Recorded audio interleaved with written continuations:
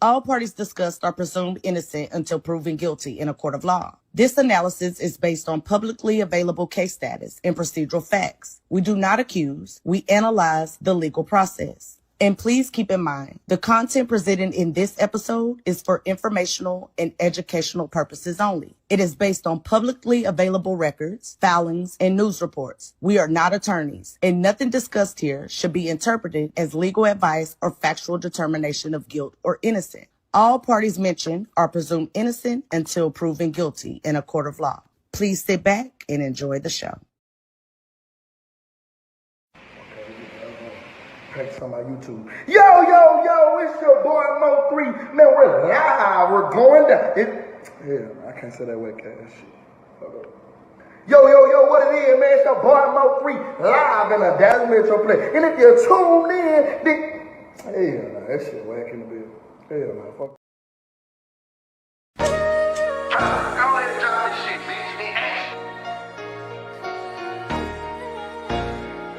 God. On bubble, nigga. 3G4L, nigga. Look. Another state with the game.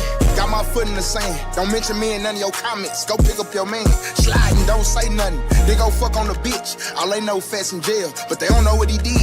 Fuck the comments in the post. Bitch, this real life. If I ever catch a op, he gon' die that night.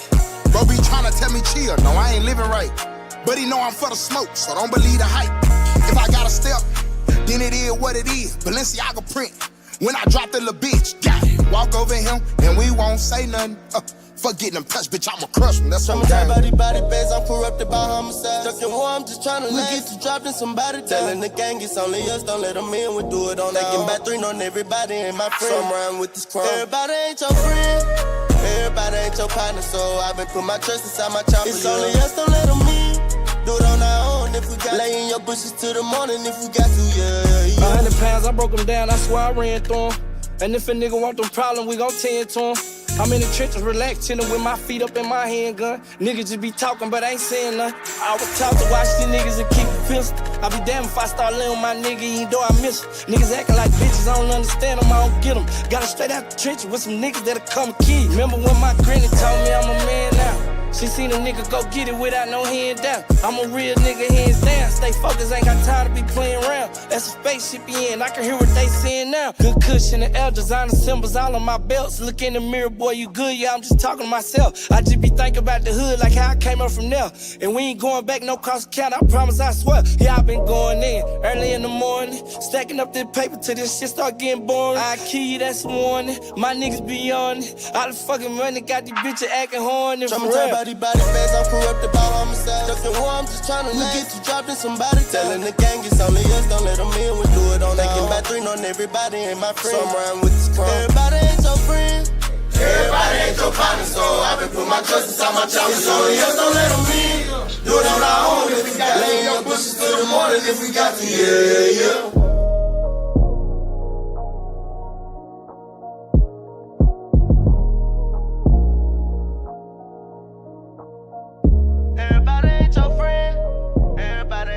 So I've been putting my trust inside my chopper. It's only us, don't let them in. Do it on our own if we got. Lay in your bushes till the morning if we got to, yeah.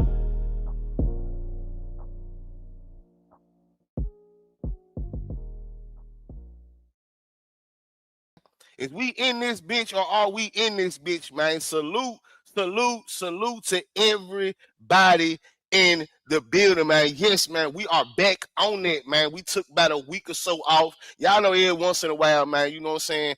You know, we be having to take a break, you know what I'm saying? We be having to, you know what I'm saying, get some room, you know what I'm saying, tend to some real life things, man, you know what I'm saying? Because, you know, God is blessing us in real life. We elevating, we trying to make stuff happen in our real life, you know what I'm saying? So y'all know every once in a while, man, we may take a couple days or a week off, man, but we back, man.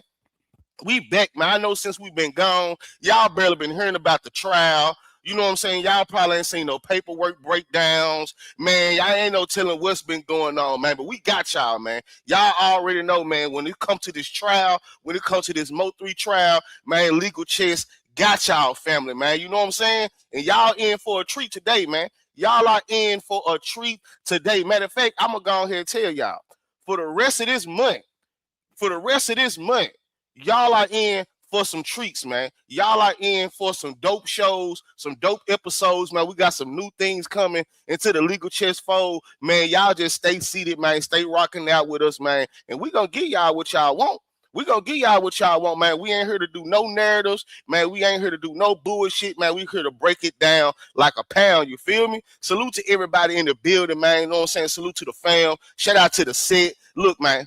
Make sure y'all hit that like button, man. Make sure y'all hitting that like button, man. Hit the like button for me, please. You know what I'm saying? Share the live, man. If you can, if you will, share the live out, man. Salute to everybody that's already supporting, man. All the people who renewed their memberships, the super chats, man. You know what I'm saying? We appreciate y'all, man, because y'all know we do have a goal set, family. We do have a goal set, man. Y'all know how it is over here, man. 10 super chats, $5 or more will help us complete that goal, man. But salute to everybody that's already. Let's go, man. Let's go, man. You know what I'm saying? Let's go. Who is it? DPG for LVA, man. Salute to your gang. You know what I'm saying? We appreciate that $9.99 contribution towards the goal, man. You know what I'm saying? But we here though. Man. Salute to you, my guy. We most definitely appreciate you, man. You know what I'm saying? I'm gonna make sure, you know what I'm saying? You know, we're gonna go through the shout outs and all this shit. But look, man, we finna switch it up a little bit. Cause y'all already know, man, what we finna do over here, man. You know what I'm saying? Y'all already know we finna, cause Yella Beezy got a pretrial set for March 6th. You know what I'm saying? Yella Beezy has a pretrial date set for March 6th. And if I believe that is this Friday, you know what I'm saying? A lot of motions from the state, from the defense has been filed, man, up until this point. You know what I'm saying? So we about to break all of this down to y'all, man. Y'all consider this a pretrial pre-show. You feel me? Y'all could consider this a pretrial pre-show, man. You know what I'm saying? So grab your pad, grab your pen. CB and Josh, we about to go the fuck in, man. Y'all already know, man. We finna take y'all through there, man. Hit the like button, and we gonna be back, man. We gonna take y'all the fuck through there, man. That's finna do, man. Take y'all through there. What we doing, twin? You know what I'm saying? Salute to everybody in the motherfucker building, man. Y'all already know, man. We about to take y'all down through there, man. You know what I'm saying? We finna break this down like a pizzazz. You know what I'm saying? Legal chess style. You know what I'm saying? Baby, how you feeling, baby? How are you feeling today? I'm feeling good. I'm feeling great. Salute, family. I love y'all. I'm happy to be back. Salute.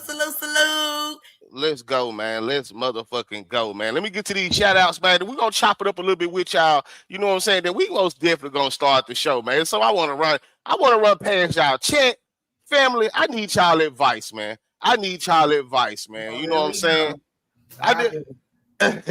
I need y'all advice, man. But all right, y'all. I'm gone. Bye. Girl, shut up. Go on somewhere, man. Get your ass back up here. Stop playing with me. Salute to everybody in the building, though, man. Salute to everybody in the building, man. You know, so let's get to these shout outs, man. You know what I'm saying? We got my boy Memphis Most Wanted. Said he's just sitting back waiting. Let's go, man. You know what I'm saying? We got Big Sis 4L. We got Big Sis 4L in the building. Let me get you back over here, man. You know what I'm saying? Let me lock this motherfucking car though. Make sure and put this motherfucker on what they call it on child lock. You can't open that motherfucker no more. I'm just fucking with you. Let's go, baby. Big Sis 4L is in the building. Sis, I love you. Sheila, what's up with you? Sheila Alston is already in the building, letting her presence be felt, man. Salute to you, man. She said, man, is this the right day? Yes, this is the right day, man. We's in this bitch, man. You know what I'm saying? We got making moves in the building, dog. You know what I'm saying? Let's go making moves. Let's go, man. Salute to my sis, Pretty Problem Nietzsche over there showing love on the Twitch, man. You know what I'm saying? If y'all haven't followed the Twitch, man, please make sure y'all follow us over there on Twitch as well, man. You know what I'm saying?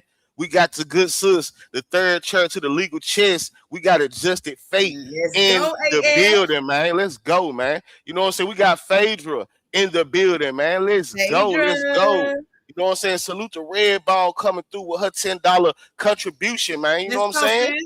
Shout out to Red Ball for that $10 contribution, man. Let's go, man. We got Charlene Smith in the building, man. You know what I'm saying? Let's go. We got Dazzling Divine Hey, in this Dazzling bitch. Divine. Let's go, man. Then Charlene Smith renewed her membership, man. She been rocking out with the gang Let's officially go. for a month, man. You know what I'm saying? She put some green on that thing, man. Salute to Charlene. Then Sheila came back, man, renewed her membership. You know what I'm saying? She been rocking out for 4 months. You know what I'm saying? Let's motherfucking go, man. Let's motherfucking go, man. Phaedra down here cutting up in the chat. Let's go, Phaedra. Get your cut Let's up go, on, man. Phaedra. Charlene came through with her 1999. You know what I'm saying? Her 1999 contribution, man. Thank you. Sheila came through with her $5 contribution, man. Let's Thank you, get it, man. We Sheila. appreciate all the love, man. Justin Fate, you know what I'm saying? Renewed her membership. She been rocking out with the gang for 2 months, man. You know what I'm saying? Salute to Justin Fate, man. You know what I'm saying? We appreciate that. Rocking out with us, man. Scorekeeper. Salute to the home team over there on Twitch.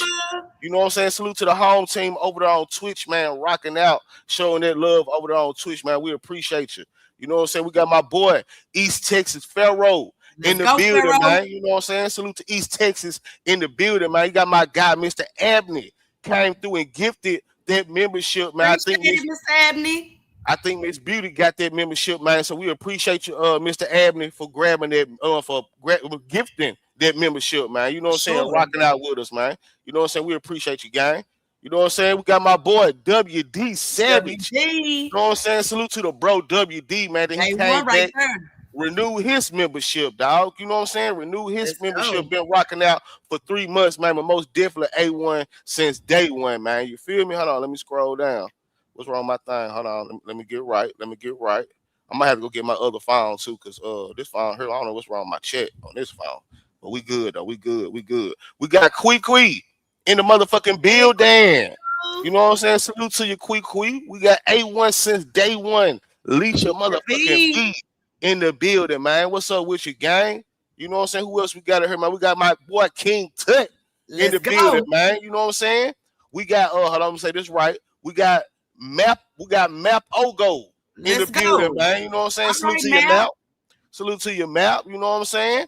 We got Cat Eyes in the motherfucking building, man. Cat Eyes. You already know, bro. You already know, Rudy G. He said he ain't a party to Stop Six pop out. Let's go. You know what I'm saying? Salute to my nigga, real nigga alert, man. My boy Stop Six Rudy G is in the motherfucking building, man. You know what I'm saying? We got King Me 23 in this motherfucker, man. King Me. Let's go, man. We got North B in the building, man. North, you know what I'm saying? Shout out to the nutty North, man. You know what I'm saying? We got my boy came through, man, with the $9.99 super chat, man. He said, DPG. Said CB to G. Hello, Queen.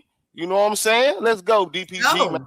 Salute for that $9.99, man. You know what I'm saying? My boy WD came through with his $5 contribution. He said, let's go, bro. He at work, but help with the goal. Let's go, man. You know, definitely, man. Y'all know we most definitely got a goal set. I don't know why this phone over here tripping with the chat, man. Y'all know we got a goal set. 10 super chats, $5 or more will help us complete that goal, man. Nothing too shabby. You feel me? Nothing too shabby at all, man. You know what I'm saying? We got Hood's Queen in the building, man. She said, listening without working. Let's go, man. Get some money, man. Salute to Hood's Queen, man. You know what I'm saying? Salute to Hood's Queen in the building, man. We got Erica Kelly Vlogs in the building. Hey, what's up with you, girl? What's up with you, man? We got my boy Raw Talk in the building. What's up with you, gang? You know what I'm saying? We got Alabama Girl in the building. Alabama Girl. You know what I'm saying? We got my boy Big Roast in this bitch. You know what I'm saying? About to get slaughtered in that verses. You already know, man. Hey, look, roasting his queen. You know what I'm saying? Melanated Jim. You know what I'm saying? Has challenged us, me and CB, where we challenged each other. You know what I'm saying? So y'all be on the lookout. It will be next weekend. More than likely next weekend, man. You know what I'm saying? It'll be me and CB, you know what I'm saying, versus Roast and Melanated Jim. That's his girlfriend. That's his fiance, his whiz, whatever you want to call her, man. You know what I'm saying? This is a battle of the Black Love R&B versus, man. They want this smoke with me and CB, and they finna get smoked, man. You feel me? They finna get smoked. Let me Roast up. Roast, drop your Twitch in the chat. Let me get Rose in the game real quick. Rose, make sure you drop your link in the chat, gang. Drop your link in the chat, man. You know what I'm saying? We will be streaming it on my Twitch and on Roast to Toast Switch, man, on Roast to Toast Twitch. So y'all be on the lookout for future details and promo about that, man. You know what I'm saying? Down there Friday or something like that. Let's go, man. Let's go. Salute to Roast. Got my boy Slide for 3 in the building, dog. We got Gucci Bear Troll in the motherfucking building, man. Salute. Yeah, for real. Gucci Bear Troll, man. We got Brown Sugar, baby. Brown Sugar. Let's go, man. Salute to Brown Sugar, baby, man. We got the good sis, Pisces 888. I love you, boo. In the building, man. Salute to you, Pisces. We got AJ. What's up, AJ? Hello, AJ. He in this bitch, man. You know what I'm saying? They in this bitch. Let's go, man. Let's go. We got my nigga Mal 1 in the building, man. Mr. Stump down on a bitch. You feel me? Salute to Mal 1, man. Salute to Mal 1 in this bitch, man. We got Chris in the building, man. Oh, my bad. We got Chris in the building, man. What's good, gang? What's good, gang? All right. I think that's everybody. Man, look, pop out now. Pop out now, man. Salute to everybody watching from the bushes, man. Look. Y'all make sure y'all hit that like button. Hit the like button, man. We got Tank in this bitch. What's up, P? What's up with your P? You know what I'm saying? So look, man. Look, y'all hit that like button. Share the live out to y'all community wall. You know what I'm saying? We about to go the fuck in, man. We back, man. I know. Salute to T. Lee in the building, man. Salute to T. Lee in the building, man. Look, man. Sorry we left y'all for so long, man.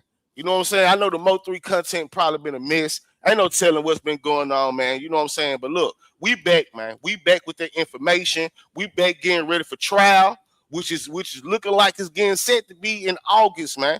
You know what I'm saying? It's look like it's set to be in August, give and take about a month or two, probably, you know what I'm saying, November or something like that. But look, we gearing up for trial, man. We gearing up for trial, and we got a special dope show for y'all, man. Like I told y'all, this will be a paperwork heavy show. You know what I'm saying? Because Yella Beezy pretrial is Friday. You know what I'm saying? His pretrial is Friday, man. You know what I'm saying? And leading up to this pretrial, it's been a lot of motions. You know what I'm saying? About a lot of motions being filed. Let's go, man.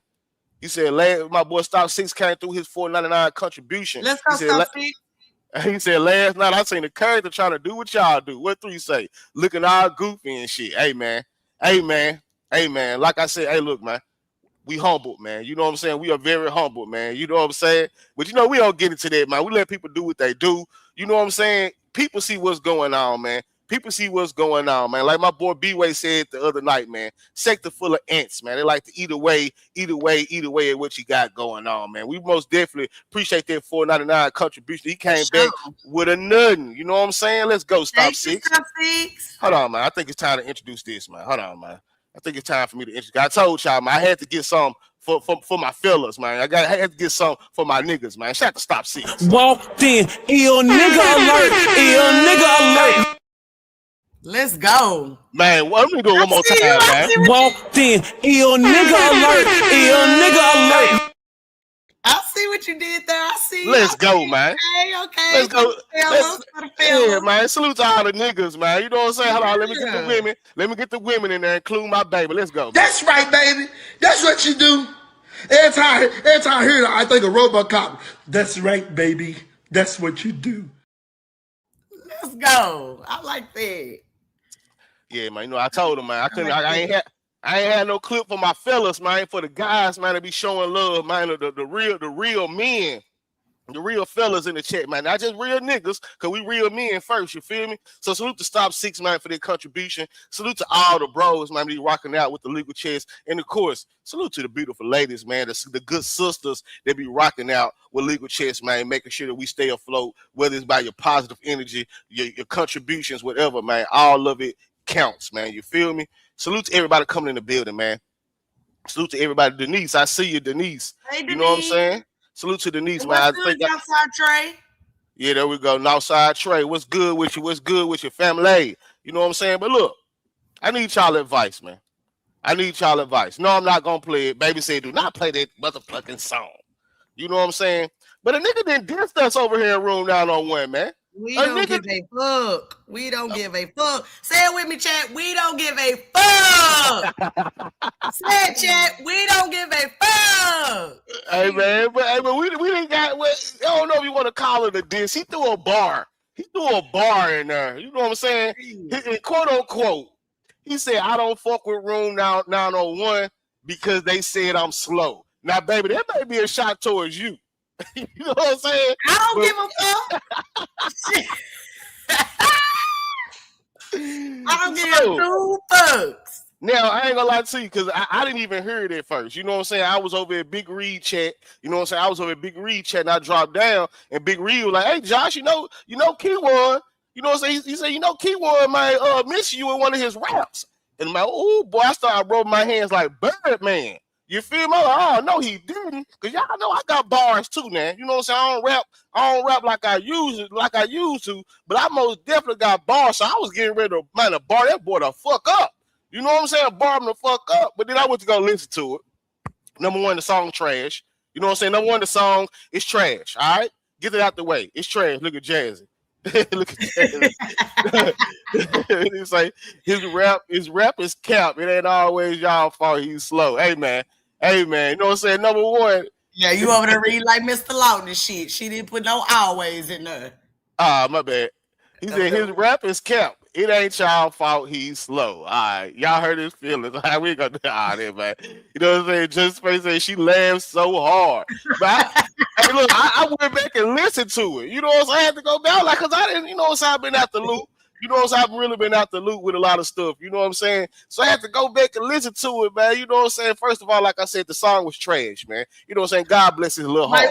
While you bullshitting, shit, he might not be too damn slow because you almost fell into his trap talking about play that damn song over here. I said, we not playing this shit. That's what he want us to do. Shit. I mean, what he gonna do? Buy the album? He ain't got no album. He ain't like, what we gonna do you did no promo over here for no damn music you playing. This is 3 shit. This is 3 and he shit.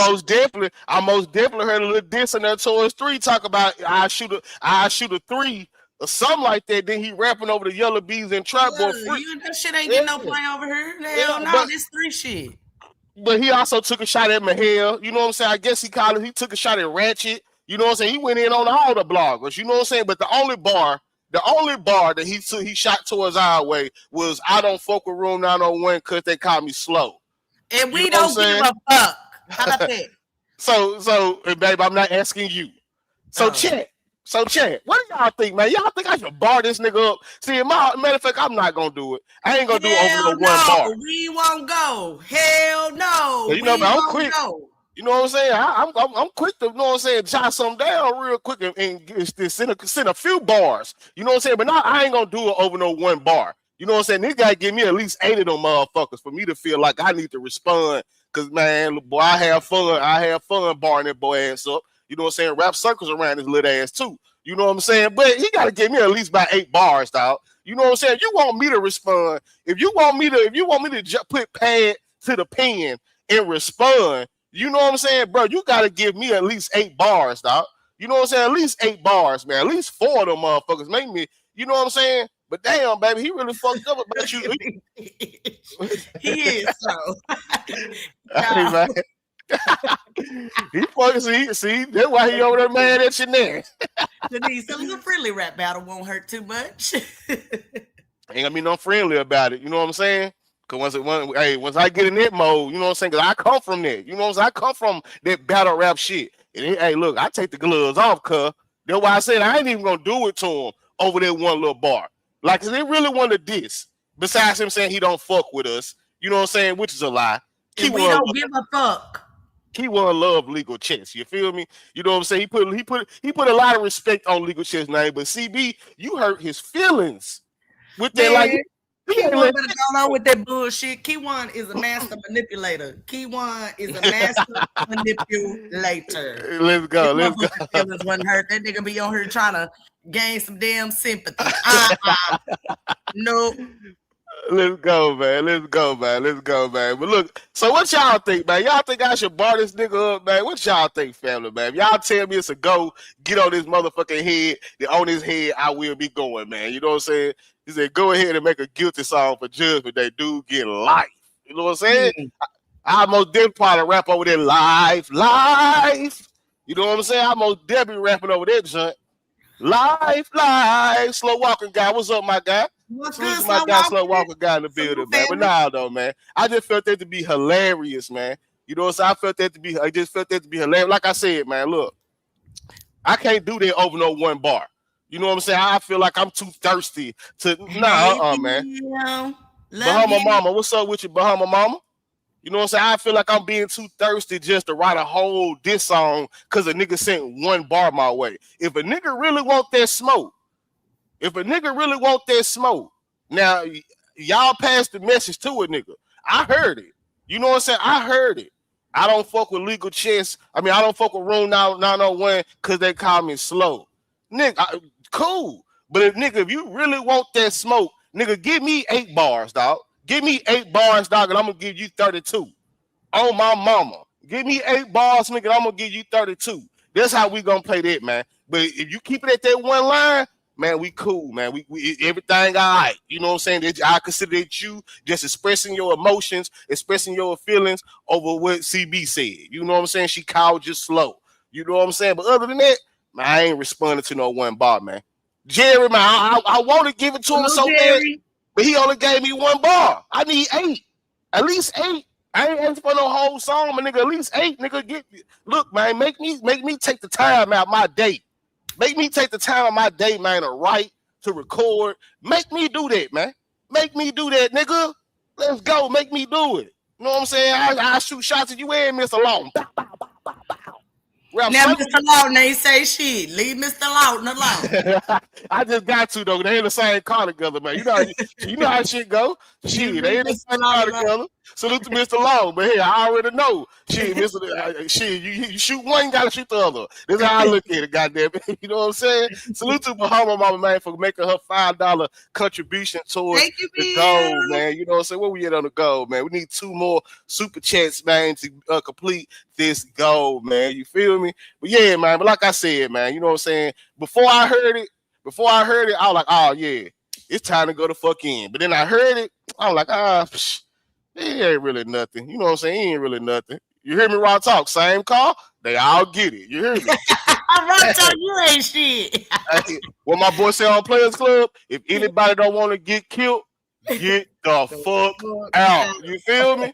If anybody don't want to get shot, get the fuck out. You hear me? That's how I operate, man. You know what I'm saying? I ain't got time to be asking nigga, look, I'm finna go with your boy.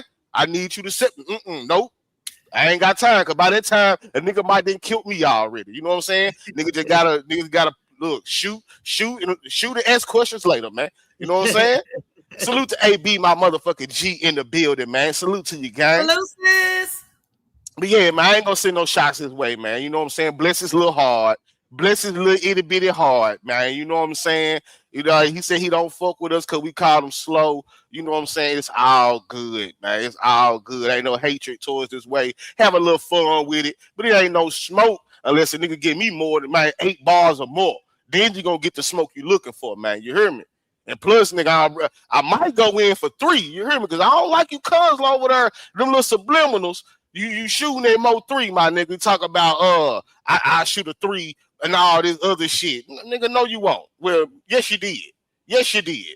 You know what I'm saying? Salute to, Salute to Sheila, man, for that $2 super chat, man. Salute to Miss Pooh Bear. Miss Pooh Bear coming through, man, with that love over there on Twitch, man. All right, man. All right, baby. Bring us in, man. I just had to have fun with that for a second. You know what I'm saying? Josh, that boy not slow. That boy remedial. Hey, man. See, that's why he don't fuck with us, man. You know what I'm saying? That's why he say he don't fuck with us, man. I have his ass over there. Yeah, CB said I'm slow. That nigga said that about 30,000 times. Okay, let it go. Let it go. He ain't letting that go. He ain't letting that go. You hurt his feelings. You hurt his feelings. I didn't. You hurt his feelings, baby. Like that man, he been mentioning that since the goddamn since you said it, man. Salute to Miss Pooh Bear for that $5 super sticker.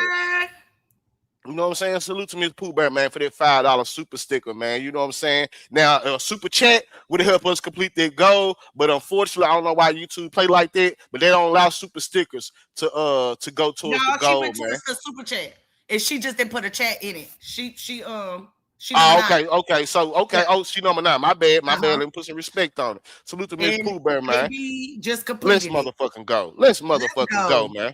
Let's go, AB. What a way to close that out, man. What a way to close that out, man. You feel me? Salute to my G AB for that $5, man, helping us complete that goal, man. You know what I'm saying? Let's go, man. So, baby, with that being said, I had fun with it. My boy. Hey, darling, what's up with your gang? You know what I'm saying? Hold on. He know it was only 5 people on his buses. Hey, man, they is going in, man. They going in. These banks, what's up, man? You know what I'm saying? They was so they why he don't fuck with us over here, y'all. You know what I'm saying? I don't know because we know better. You know what I'm saying? Because look, man, y'all know over here, man. I always say, Rule 901, man. We have the smartest chat. We have the smartest chat in the whole land. Like, it ain't got to be 1,000 of y'all over here, man. But I will put us before, man. I'll put us before any chat, man. You know what I'm saying? When it comes to this shit, you know what I'm saying? Because we be on it. So I think because we ain't easily fooled over here, you know what I'm saying? He don't fuck with us, man. Let him tell it, man. You know what I'm saying? Baby hurt his feelings, man. But it is what it is, man. Let's get on to the show, though. You know what I'm saying? Dom, what's up with your homebody? You know what I'm saying? What's up with your baby? You know what I'm saying? Let's move on with the show, man. Baby, bring us in, baby. You can, man, if you will. While I eat my lifesaver gummies real quick. I need some candy flavor. For sure. Salute everybody in the building. Salute to the family. Salute. We are happy to be back. All right, so we are back with MO3 Legal Chess, episode number 28. Yella Beezy's 3-6 pretrial. Feud evidence versus Cooperators. Now, family, I'm going to keep it real with y'all. This will be a heavy paperwork show, okay? We got a lot to break down. It's finna be heavy. We finna go through this paperwork, and we finna get the gist of what the courts got going on when it pertains to Yella Beezy and his co-defendants, okay? So we going to get through this. Just bear with us. The first thing, baby, do you have anything to say before I start? No, man, but let's get it, man. You know what I'm saying? Let's break it down like a pound, man. You know what I'm saying? Let's get it. All right. So the first thing that we have on the screen, let me know if y'all can see it, family. Put a 1 in the chat if y'all can see it. I can see it on my end. Okay, perfect. We have the state of Texas versus Marquise Conway. This is defendant Conway's motion in limine regarding Rule 404B2. Evidence of alleged crimes, wrongs, or acts, and evidence under Texas Code Criminal Procedure, Article 38.36. If you can see, as you can see at the bottom, this is drawn up by Yella Beezy's defense team. Salute, Kimberly. Thank you, sis. Salute to Kimberly, man, for that $4.99. Let's get it, man. Let's go, man. Thank you, sis. Good to see you too. We back, y'all. We back. Let's go, man. All right. As you can see, this is drawn up by Yella Beezy's defense team. We have Toby Shook, we have John F. Guscio III, and Michael Mauler. Okay. So Yella Beezy and his defense team has drawn up this particular paperwork, which is called the motion of limine. Just to put it in layman terms, all right, a motion in limine is things that the defense does not want to be able to be brought up in the trial. Not only do they not want it, they also would like certain things to be limited if they are brought into the trial, okay? In this particular paperwork, we talk about evidence. Correct. Because emotional limine could be things like sexual history, criminal background, and all this stuff. But in this one, they have some evidence and some criminal background in this motion. Correct. So, as y'all can see, we have this on the screen, all right? This is the first document that we will be breaking down, and then y'all will see how we all tie together and what could possibly be discussed at the 3-6 pretrial. Now, I won't read all the way through it, but I will read some. The screen that I am on now, if you look at the bottom where it says September 25th, 2018, we have the incident involving Roy Lee Pate, right? So starting there, I'll read the first line. An unknown person exchanged text messages with Pate to book a comedy show. All right. So we know the incident with Roy Lee Pate, the defense does not want that in there. All right. They are asking the judge, take that out, don't allow it in, or limit certain things that can be discussed about this particular situation. All right. We know Roy Lee is in there. All right. The second incident that we have that they are asking to be taken out or limited is October 14, 2018. The incident involving Conway. Conway being shot while driving on Sam Rayburn Tollway. A van drove next to him and fired shots into Conway's vehicle. Conway was shot several times. He stopped driving and was taken to the hospital. He didn't see who shot him. DPD Detective Howard called a detective with Louisville PD and told him that Conway recently signed a large record contract and believes this originated with the alleged feud with Roy Lee Pate. So again, y'all, they ain't wanting it in there, or they want it limited. February 6, 2018, the incident involving Devarius Moore, a.k.a. Trap Boy Freddy. Devarius Moore, a.k.a. Trap Boy Freddy, and 3 other men were exiting a party bus at a home located at 4906 Rand Avenue in Dallas when an unknown suspect drove up in a vehicle and shot and wounded them. Okay, so we know they don't want that in there, or they are wanting it limited. Okay, so we're just going through the incidents, right? I'm not going to read Real quick. Go ahead. Real quick. Shout out to, I ain't gonna say your whole name, you know what I'm saying, but shout out to JS for that $5 cash app, man. You know what I'm saying? We appreciate you, gang. You know what I'm saying? We appreciate that $5 cash app. JS. I ain't gonna say your whole name, you know what I'm saying? But salute to you, gang. We appreciate you. All right. So we have the March 19th, 2019 incident involving James Bubba Browning. We have the September 29th, 2020 incident involving DeJuan Spikes. DeJuan Spikes, as we've come to know over here at Room 901, is Fat Mac. He was an homeboy of Trap Boy Freddy, okay? Let's go. We have July 6, 2020, the incident involving Robert G. Robert G is the one that was driving down the freeway. He was also an associate of Trap Boy Freddy. He was shot in the head, okay? We have that incident. We have September 7, 2020, incident involving Devarius Moore, a.k.a. Trap Boy. That's when Trap Boy was filling up his car at the gas station and got hit up. You know what I'm saying? Y'all remember 3 did that live. Why you sitting laying up in the bed like you know what I'm saying, going off? You know what I'm saying? Like you get hit up every live. Yeah. They are wanting that out. All right. Evidence of gangster rap. Certain lyrics. They are saying, Judge, this is not even needed. We don't need it. We want it out. All right. Right. So, and they also hired an expert, you know what I'm saying? Correct. Expert who's going to break it all down, those gangster lyrics and all of that. Salute to Miss Pooh Bear for that love over there on Twitch, man. You know what I'm saying? Thank you, Miss Pooh Bear. We love you. So that is the gist of this document. That's what we will be breaking down first. I'm going to remove it. Remember, we are discussing the motion in limine. All right. Salute, family. If you haven't hit the like button, go ahead and hit the like button, and we'll start with discussing the breakdown of the first document. You ready, baby? Let's get it. All right. So what this motion is really about. The defense is asking the judge to prohibit the state from mentioning 1, alleged unsolved feud cases. 2, alleged prior violent acts not charged. 3, gang references. 4, rap lyrics, music videos, social media posts. 5, any other extraneous offenses, unless the state first approaches the bench and proves admissibility outside the jury's presence. This is a Rule 404B and Rule 403 fight at its core. Let's go. We talk about the pretrial, which is Friday. Yella Beezy's pretrial is Friday, and how these motions are going to come into the fold during that pretrial. This is very important, y'all, because before you move on, the reason why we highlighting this pretrial, because this pretrial is one of the first ones that can shift the whole case.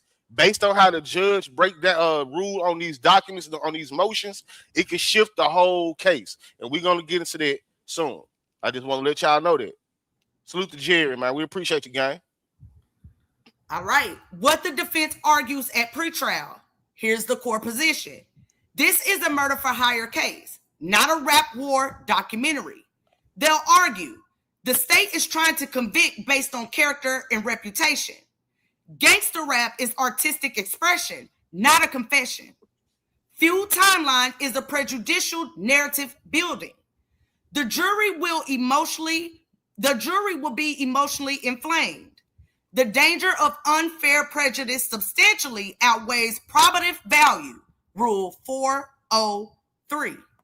Let's go. And we know Rule 403 is the law in place, or is the rule in place that prevents any evidence that can be brought into the trial that would make the jury respond emotionally instead of on the facts. So they try to, Rule 403 is in place to prevent the state from bringing in any type of evidence that will make the jury rule off emotions and not facts.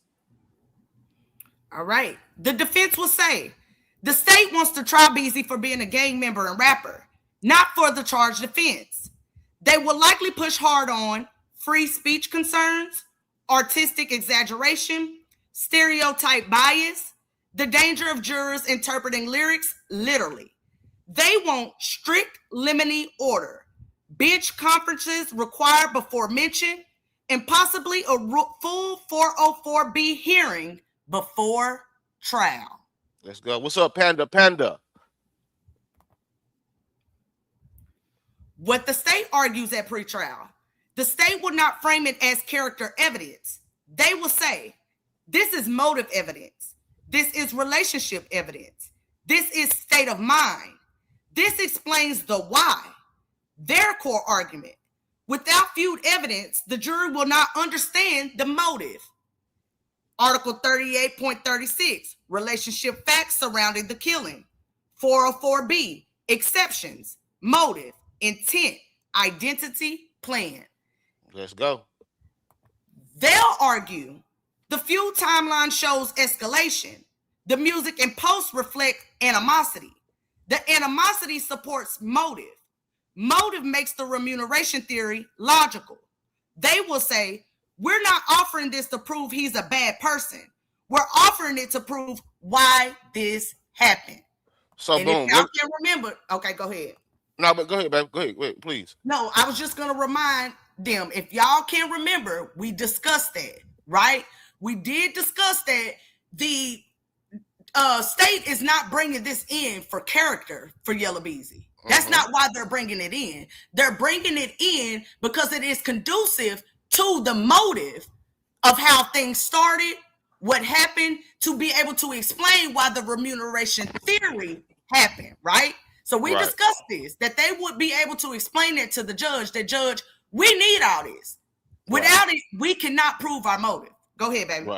Right. Because again, this is the overall challenge, right? This is the clash, this is the collision that will be happening at these pretrials. The first one is Friday, March 6th. Basically, right? In very basic terms.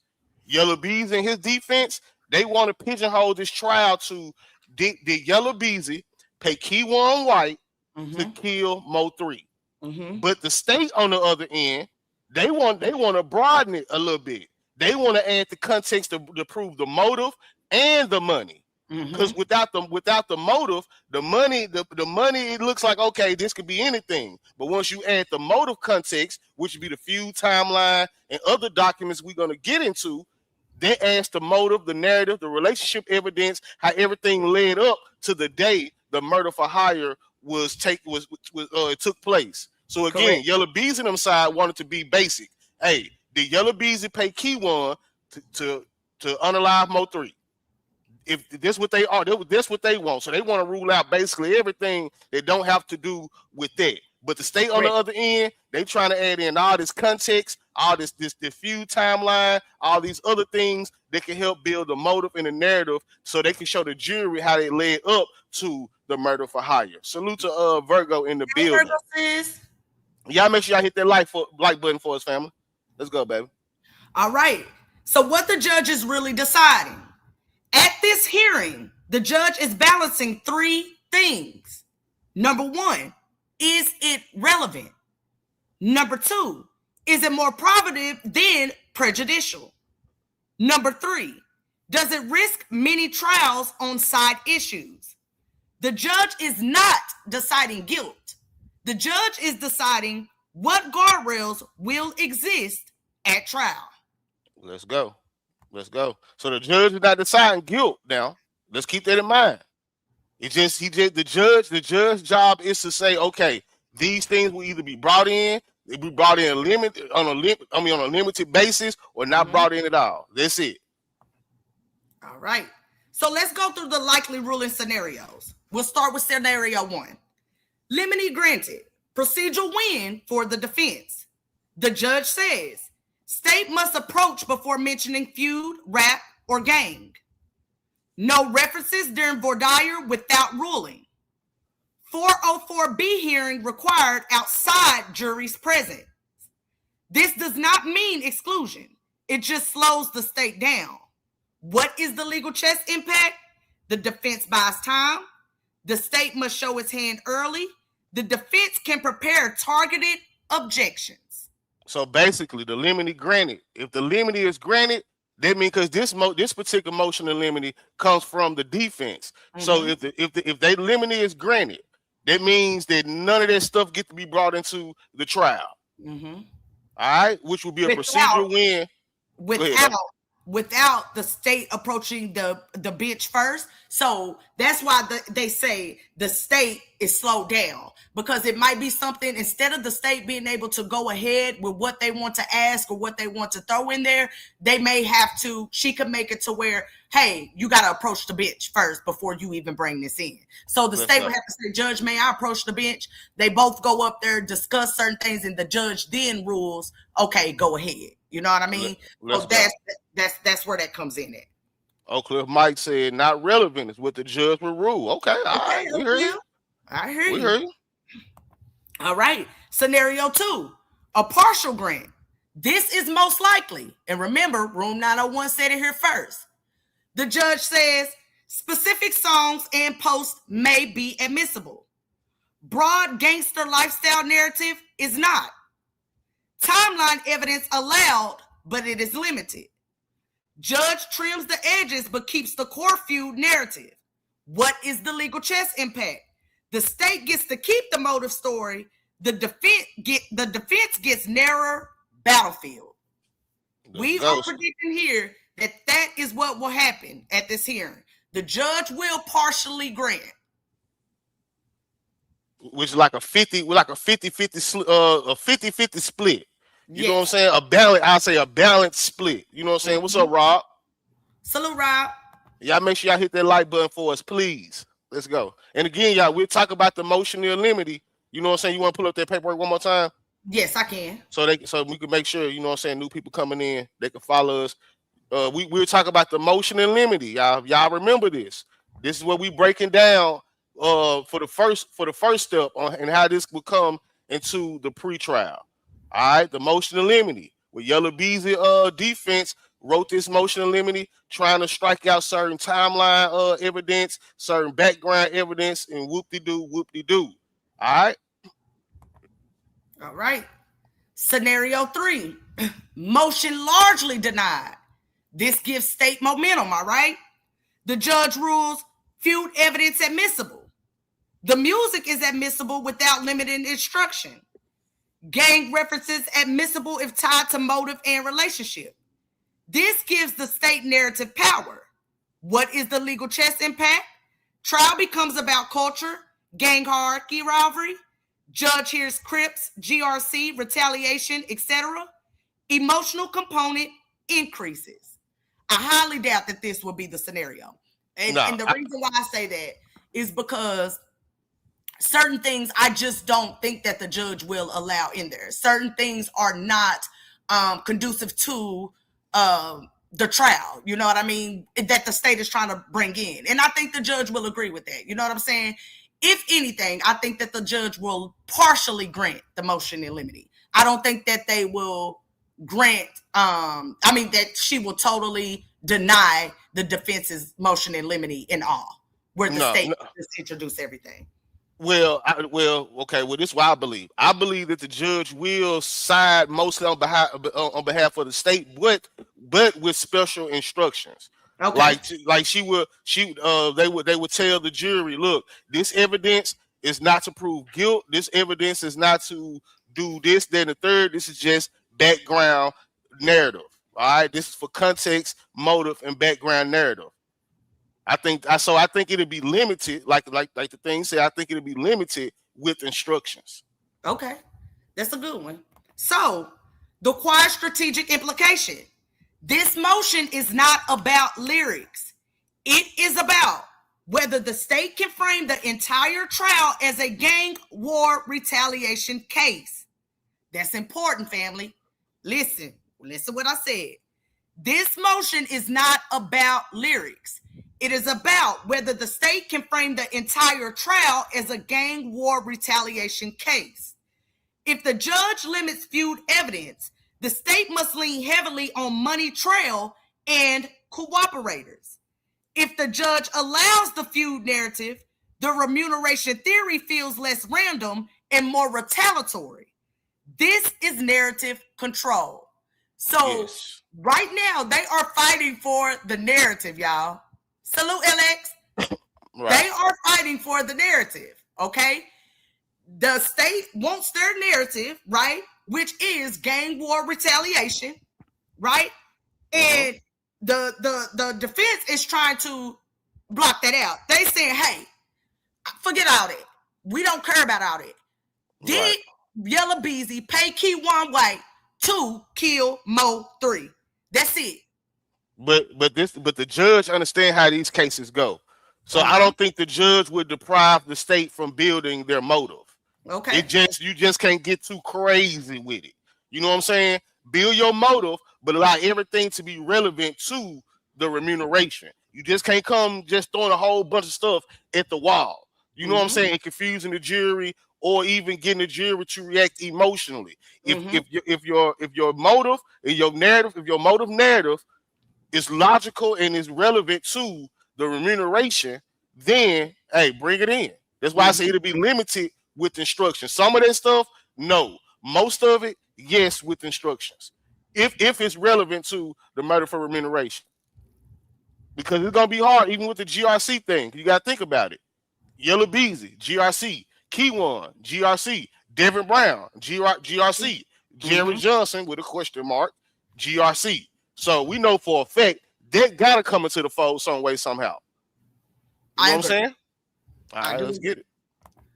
All right. So what the judge may ask at the hearing, expect questions like, which specific songs are you offering, state? What part of this lyric references the victim, state? How close in time is this to the offense? Is this evidence cumulative? Are you offering this for motive or character? And most importantly, can you prove the connection without inviting the jury to convict based on bad character?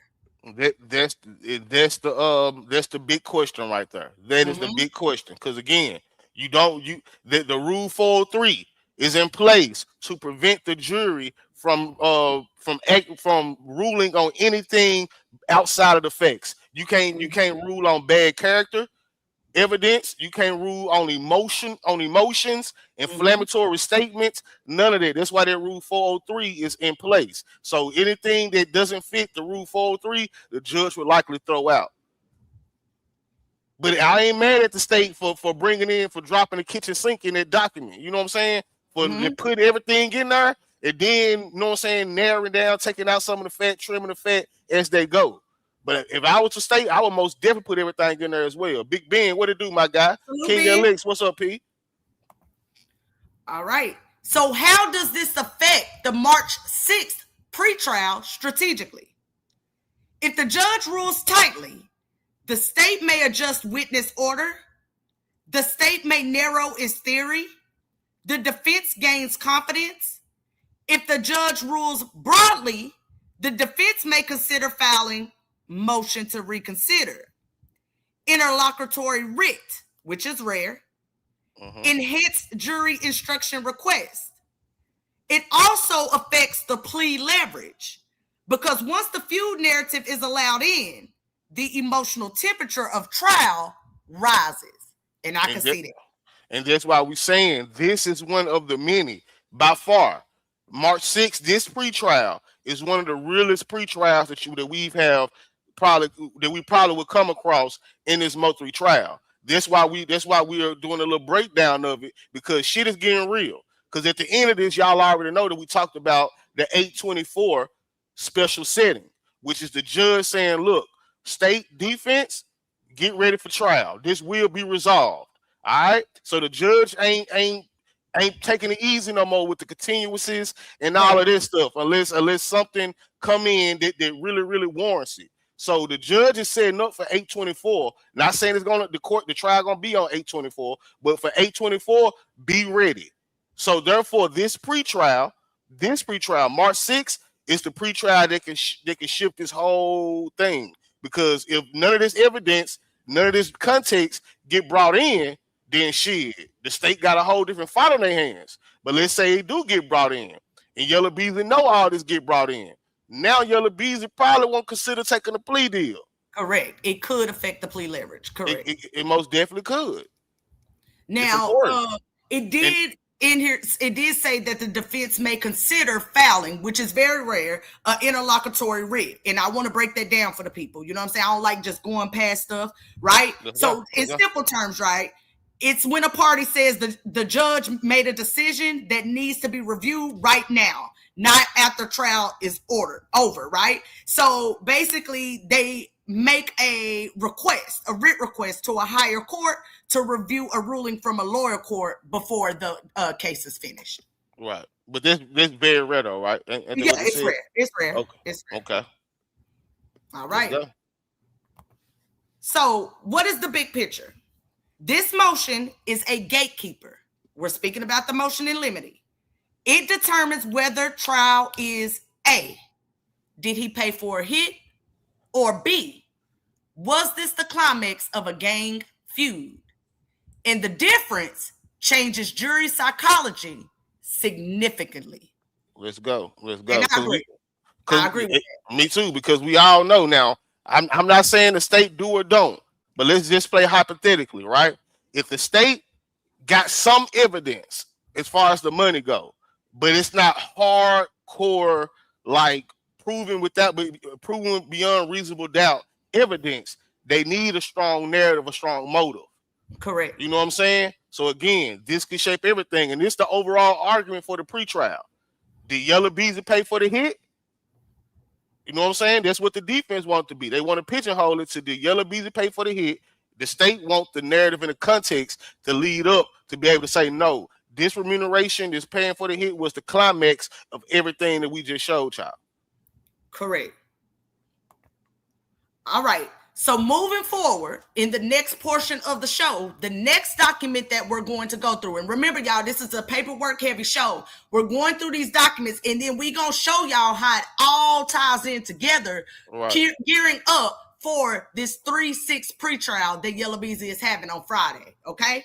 So this particular document right here is the amended notice of extraneous evidence. Now, remember, they had an extraneous evidence document first. This is the most recent notice, okay? It is amended. So we will bring this one up because it's the most recent, okay? And then we'll break down what it is. So here it is, State of Texas versus Marquise Conway. We see it says capital murder, stamped by the clerk in the top right corner. This is the amended notice of extraneous evidence. All right, we have pursuant to Texas Code Criminal Procedure, Article 37.07, 38.36, and 38.37, and Texas Rules of Criminal Evidence 404B and 609F. So let me break this down. This is basically the state's response to that motion in limine. Right, their rebuttal. Yes, their rebuttal. The defense is saying, hey, keep this stuff out. So the state has come back and said, no, this is why we need it in. We need these extraneous evidence in this case, all right? And they go in to tell why, starting with number 1. Defendant is not truthful, peaceful, or law-abiding. They're speaking about Yella Beezy. Number 2, the defendant is known to be violent. Number 3, The defendant is known to surround himself with people of injurious, untruthful, and harmful character. Number 4, the defendant is known to have used firearms. Number 5, defendant is a known member of the criminal street gang known as Crips. Defendant is also an associate / affiliate of GRC, aka Get Rich Cartel, and or Get Rich, I don't know what's the difference between Get Money, I don't know, Cartel, both during his adult and juvenile life.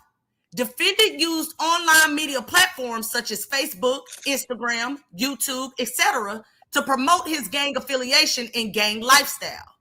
Defendant also used music to promote his gang affiliation. On or about September 30th, 2005 in Dallas County, and it goes through all of Yella Beezy's cases that he was caught. Even if he wasn't convicted of them, they still are asking for them to be able to be brought in. Let's go. Okay. And it goes into other things that he's been charged for, but I just wanted y'all to see this, all right? And then it goes into the Feud timeline, but we'll get into that in another part of the show. But I just wanted y'all to see that document because we are about to break it down. If you haven't hit the like button, go ahead and hit the like button. What Faye saying? From prosecutor's perspective, Yella has the money to put up a fight. So they will be very cautious about bringing charges without enough to convict. I do agree. That is a good point. Good point. Let's go. All right. So hold on. So make sure everybody on the same page here. So the first document went through was the motion to limit that was brought in by Yella Beezy's defense, right? Correct. Basically, there was the document saying, look, we want these particular things throughout, not being able to be brought into the trial.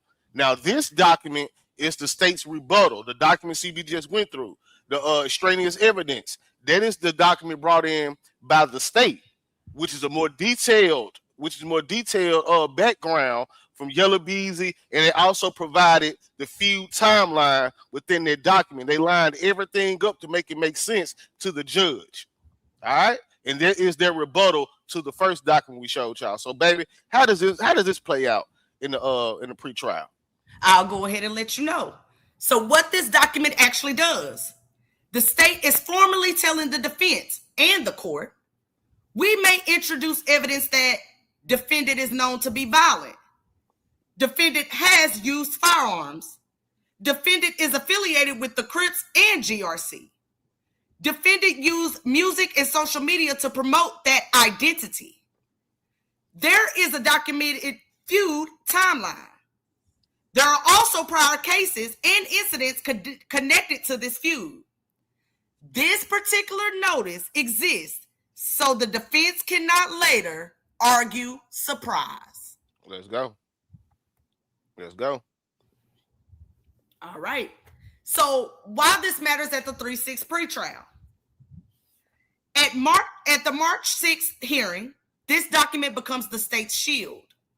When the defense argues, Judge, this is prejudicial character evidence, the state replies, we gave proper notice under 404B, 37.07, and 38.36. But notice alone does not make evidence admissible. The judge must still decide, is it relevant? Is it offered for a non-character purpose? Does Rule 403 bar it? And is it too prejudicial? This is where the chess match tightens. Right. All right. So what is the state really trying to do? Let's get into it.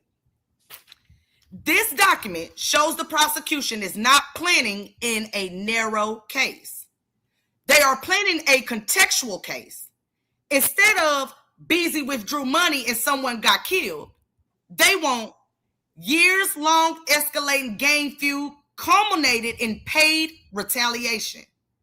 That's a completely different emotional framework, and jurors respond very differently to those two stories. And I would have to agree right there. Most definitely. Right there. Because and let's just say if I was a juror, right? And I'm just speaking for myself, and if I was to put myself as a juror, right? Me hearing, okay, he withdrew this money, right? And MO3 got killed. my next question would be why? How does Yella Beezy fit into context? Why did he kill MO3? Him withdrawing money is not enough for me. Right. So emotionally, I wouldn't feel anything. He's a rapper. He has money. He withdrew money. He paid the boy. You know what I'm saying? How does that connect to MO3 getting killed, right? Right. If that was the narrative. However, if you introduce that motive and you show, okay, he's affiliated with a side that had beef, years-long beef, with MO3's side, that would put it into context for me, and it would make sense. It would show motive. Okay, this is why he did what he did. He paid Keywan, or could have possibly paid Keywan. Yep, the motive is the actual act. I mean, not the motive, but the unaliving. The urder is the actual act.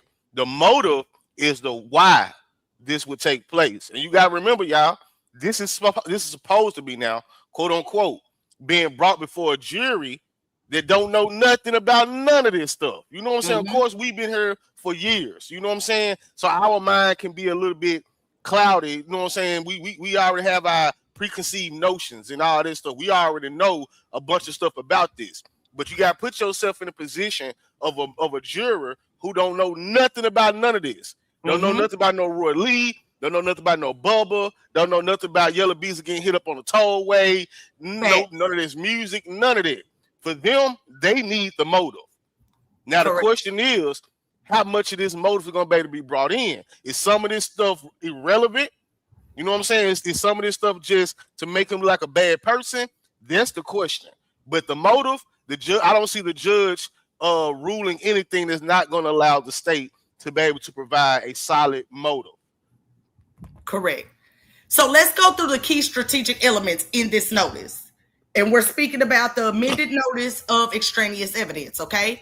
Let's break down the dangerous categories, all right? So, number one, gang affiliation, Crips and GRC. Why the state wants it? Because it establishes group structure, it establishes chain of command, it establishes culture of retaliation, and it makes organization theory believable. Why the defense fears it? Gang labels inflame jurors. Crips carries automatic bias. GRC hierarchy can suggest organized planning. The judge will examine, is this affiliation directly tied to the charged offense, or is it just branding?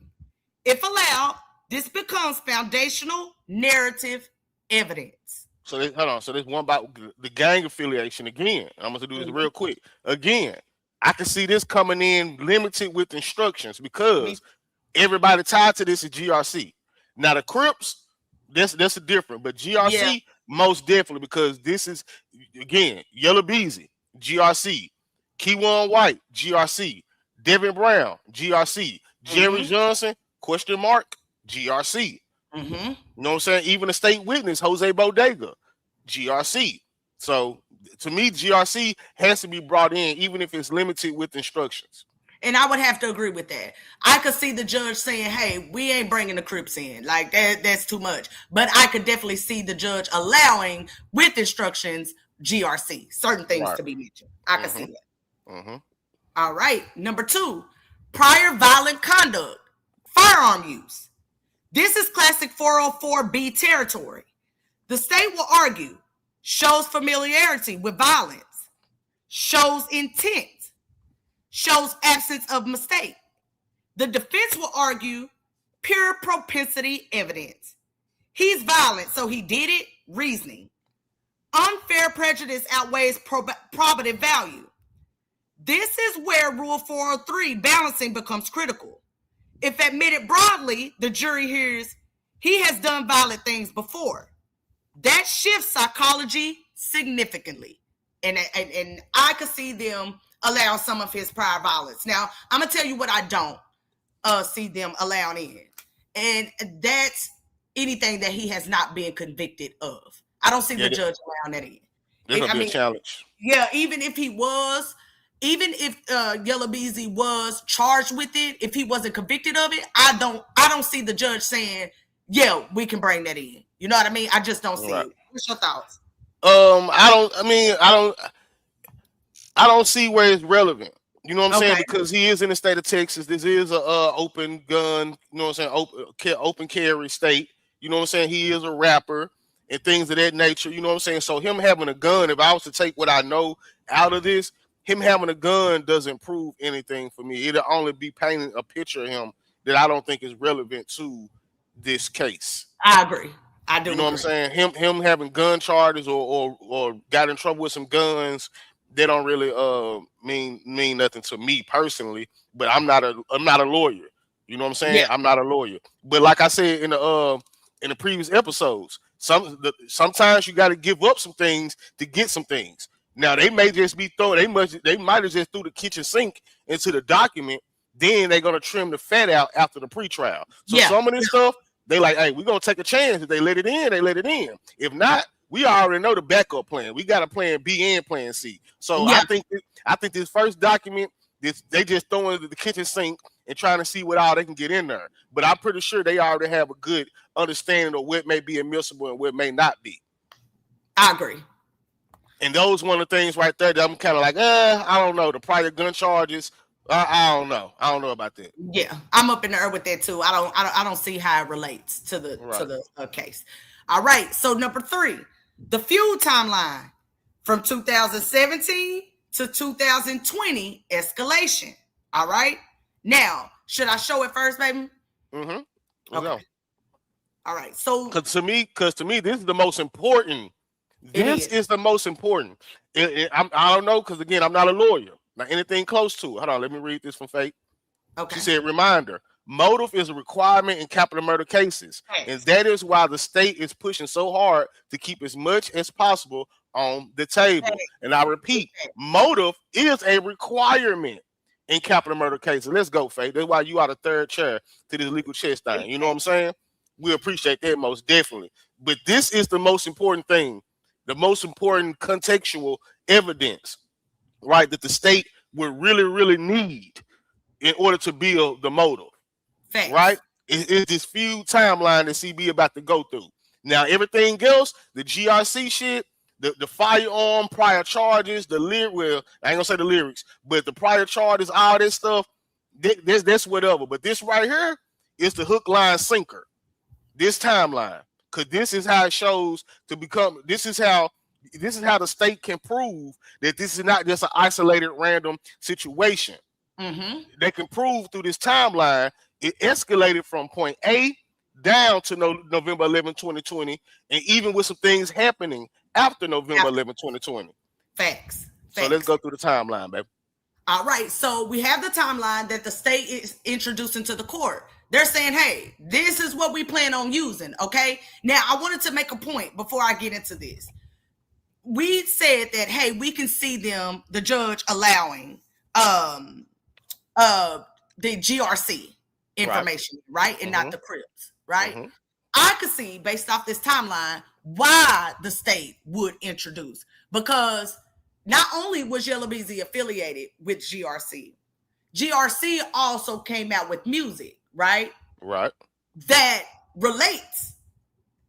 appears to relate to this MO3 trial, or the case within itself, or the feud that went back and forth. So I could definitely see the judge letting that in. But let's go. Date 12/10/2013. Events or online media posts. We have Meet Me at the Spot by GRC, right? 5/28/2017. We have Hector Wilkins shot. 5/30/2017. We have Hector Wilkins died. And rest in peace to Hector. Long live Hector. Yeah, long live Hick, man. Long live all these brothers. So we have to keep saying it. Long live all these brothers, man. Not just MO3, Roy Lee, Bubba, but all these brothers, man, that lost their life in this war. Y'all know we said it a lot over here. Facts. August 1st, 2017, Roy Lee was assaulted. Now, this is something stuck out to me, right? Because we have 2013, we have GRC makes a a video or whatever, a song, Meet Me at the Spot. And then we have 5/28/2017, Hector Wilkins shot. 5/30/2017, we have Hector Wilkins died. And then looking at this and examining, baby, I had to ask myself, why are they bringing Heck, right? Mm-hmm. And the conclusion I came up with is, not only is the state trying to introduce this timeline to show the back and forth feud, but also to speak to 3's character. They could be bringing up Hector Wilkins shot and him being killed to also show that 3's, to humanize 3 as well, right? Because they can show, hey, our victim has been having beef everywhere he went. You know what I'm saying? Things like this happen. You know what I'm saying? To kind of humanize, if you get what I'm saying. To say he went out there for his birthday to do a show, and this man ends up shot, and then he later ends up died. Our victim was cleared of all those charges, right? So I think they're more so using Hector not for the feud as it pertains to Yella, but to show that 3 was in a feud throughout some time in his life, if that makes sense. Or it most definitely makes sense. But this is what I believe. I believe that like we call it the feud timeline, but I think this is a narration of the whole climate that was going on during this time. Yeah, that's kind of what I was saying. Yeah, that's exactly right. What I was So nobody could say, man, look, I didn't have no beef. I wasn't a part of no war climate. No, this is a detail for detail, a date for date of the whole climate of that war, of that feud. You know what I'm saying? Not just between Yella Beezy and because you gotta remember Trap Boy Freddy getting up to testify too. You know what I'm saying? So we need the whole timeline so can't nobody involved be able to say that they wasn't there, they had no knowledge of it, no nothing. Yeah. Oak Cliff Mike said, do y'all think this case can be dismissed at pretrial for lack of evidence? Not at all. No, sir. No, this sir. case would not be, no. No, sir. That's not even in my mind. No, all right. Sir. So we have the feud timeline here that the state is introducing. So we have August 1st, 2017, Roy Lee is assaulted. We have October 20th, 2017, we have the 6th pick with Trap Boy, Future, GRC, Get Money Lil Ronnie, Go Yayo, Sleazy Beezy, and Yella Beezy. September 25th, 2018, we have Roy Lee shot. October 13th, 2018, Roy Lee dies. October 14th, 2018, Yella Beezy is shot. 11/7/2018, The Breakfast Club Power 105.1 interview with Yella Beezy. And I believe that's the one where he has the sling on his arm. Mm-hmm. Yep. Okay. What's up, Real Vibe? Salute, Real Vibes. 11/16/2018, 97.9 The Beat interview, Yella Beezy. 12/26/2018, Trap Boy Freddy Sprinter is shot. February 21st, 2019, 219 about Roy Lee, comes out by MO3.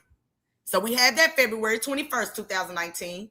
Mm-hmm. March 5th, 2019, 221 by Mo3 comes out. 3/13/2019, James Browning is murdered, which is Bubba, y'all. 4/6/2019, Cam Capone Mo3 interview, Mo3.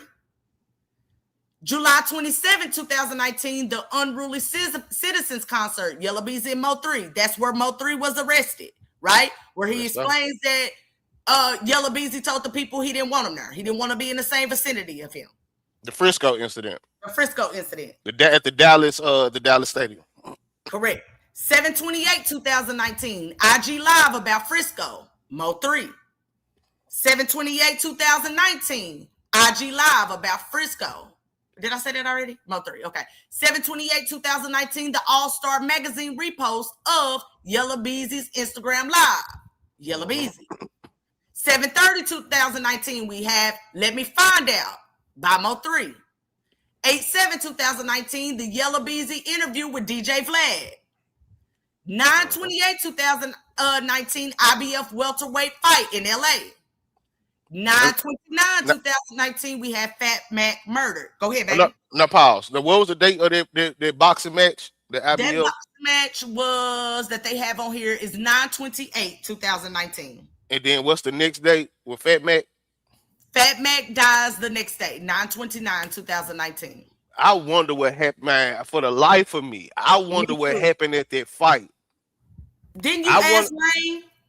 No, I forgot. It was late. I forgot, but I wonder what happened because this the Earl Spence versus Sean Porter fight. I remember watching that fight, but something happened and Fat Mac died the next day.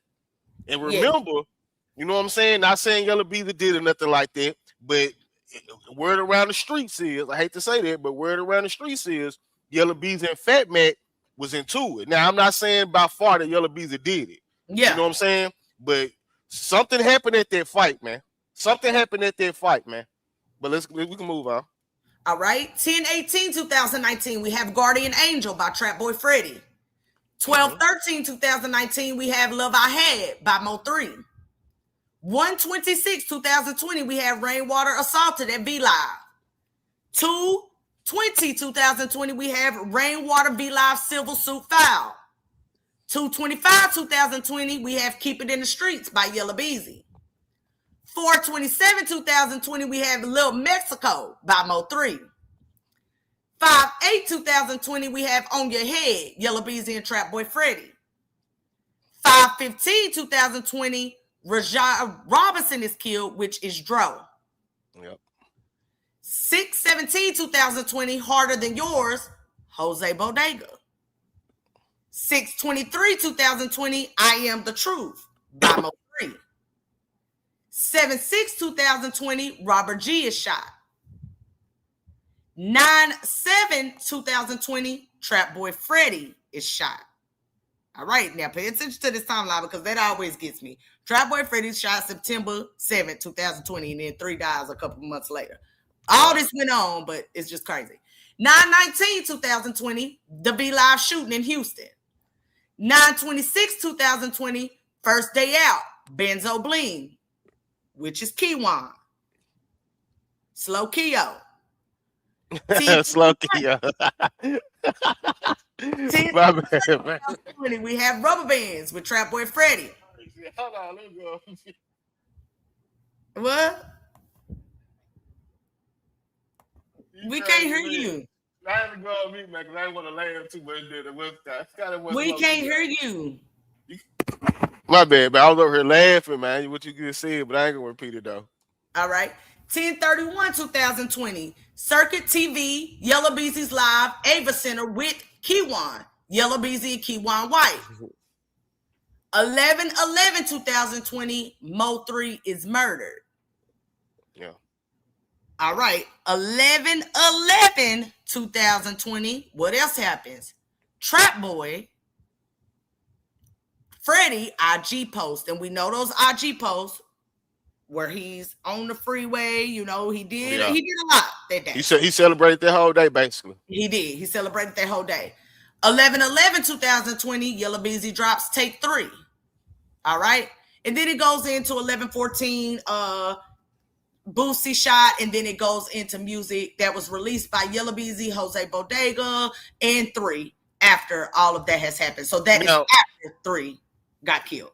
Now, you know what stuck out to me that I really, really thought that the state was going to use, but based on this document, now, I don't see it nowhere in the timeline, was Yella Beezy IG Live with Trap Boy Freddy popped up. Notice that's not in it because there wasn't a Trap Boy Freddy social media post. There was a Yella Beezy IG Live. Correct.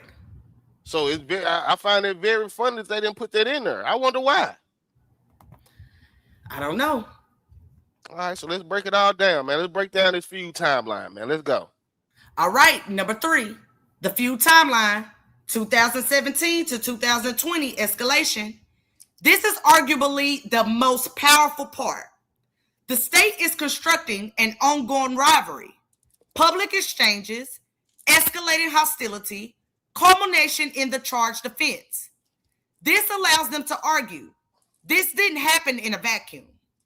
If the judge allows timeline evidence, the entire trial gains narrative continuity. If the judge restricts it, the state must prove motive through harder, more direct evidence. Exactly. That's why I say it. Like all the other stuff, cool. If you get it in, it only helps like the gang stuff, the prior charges. It only amplifies this timeline. But if they don't get nothing else in, they need this timeline in the books as contextual evidence. I agree. This is their motive. What the judge is likely to focus on. The judge would not allow a vague gang lifestyle trial. We can expect the judge to ask which specific acts, which dates, which witnesses. How does each piece tie to motive or intent? Are we litigating multiple mini trials inside this trial? Judges hate mini trials. If the feud evidence requires proving who shot whom in unrelated cases, calling multiple side witnesses, arguing about dismissed charges, the judge may limit it heavily. Right.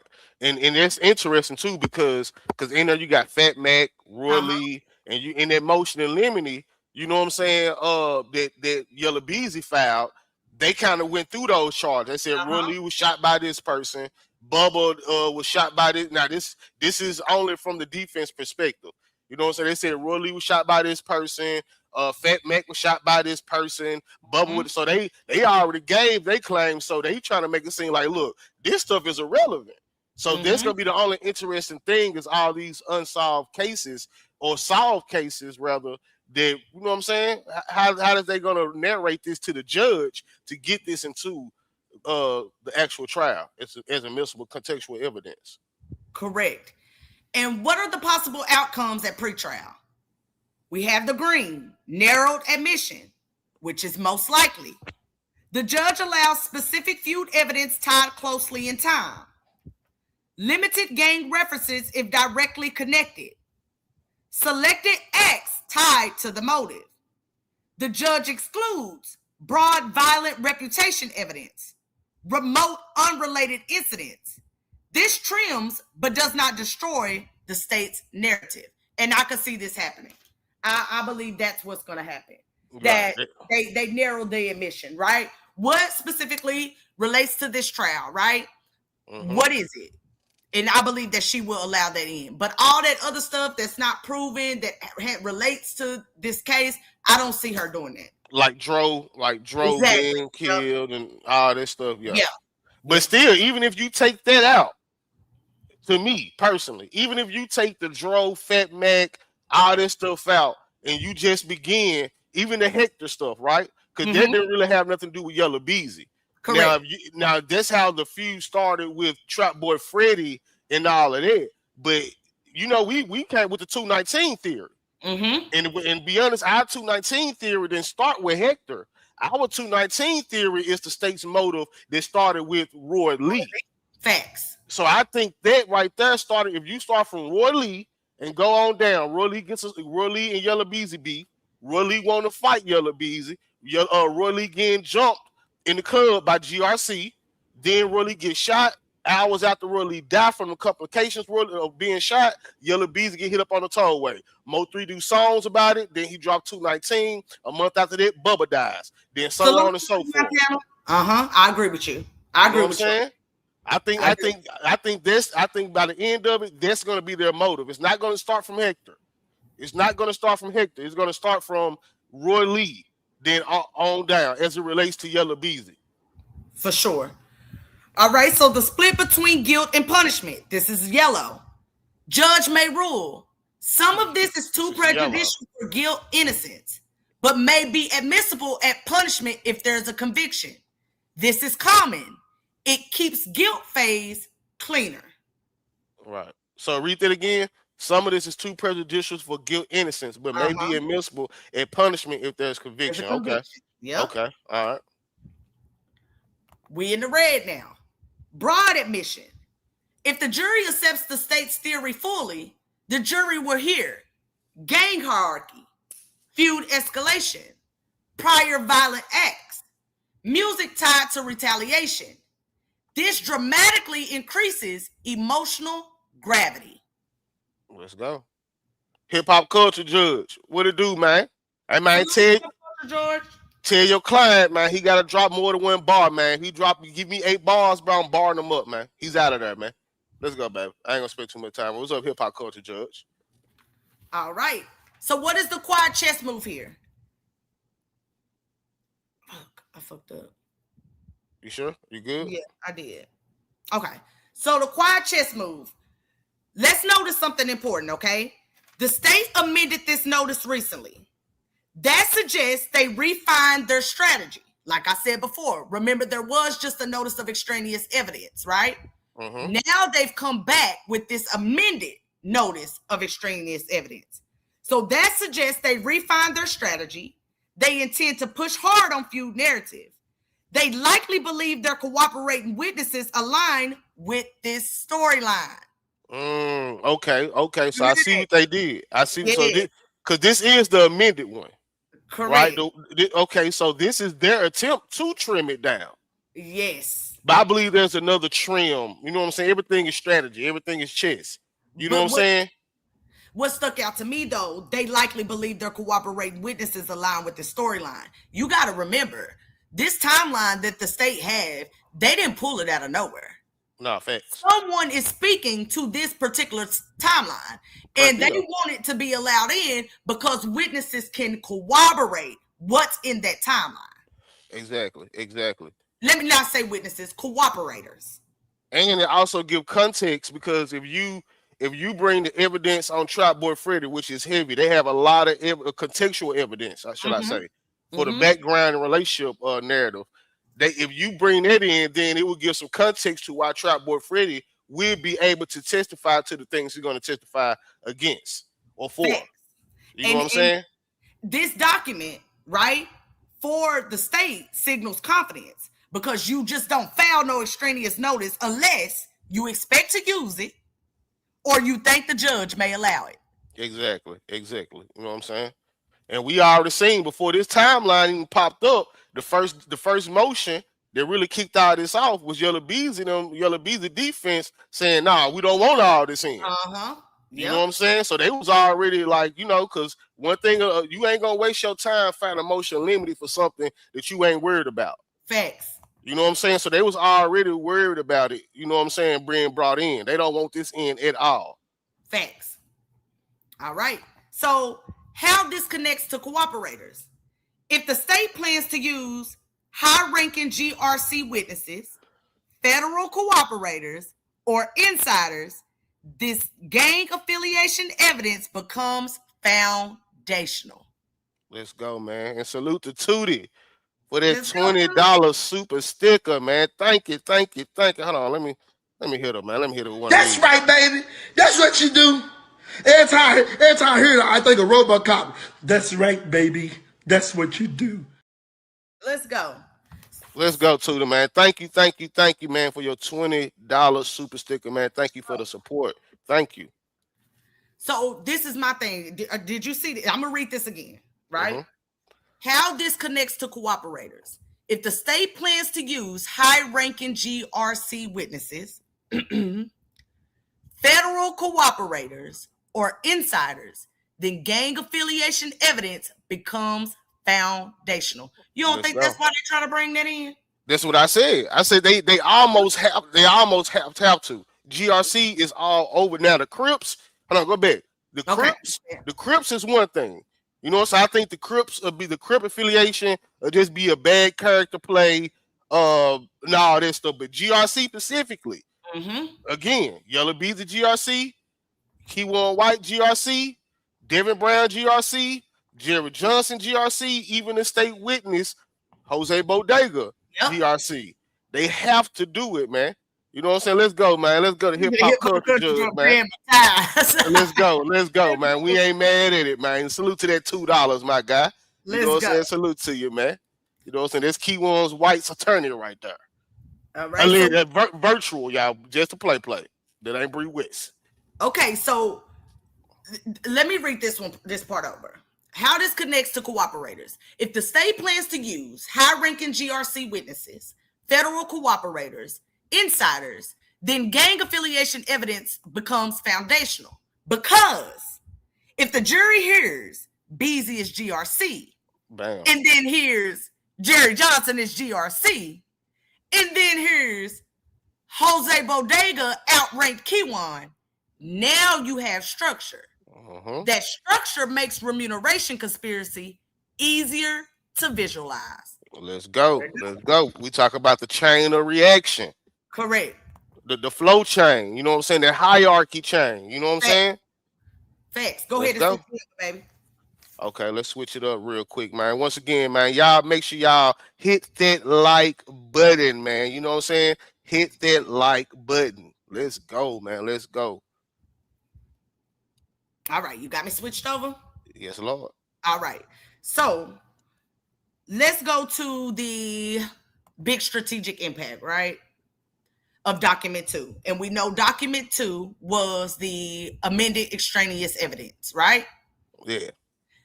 This document reveals the state is not playing small ball. They are trying to contextualize motive,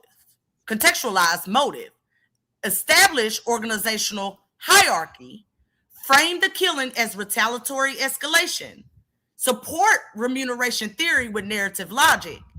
The defense now must either knock out categories or prepare to surgically attack each one. What you think, baby? Hey, I think the defense got a task on their hand with their timeline.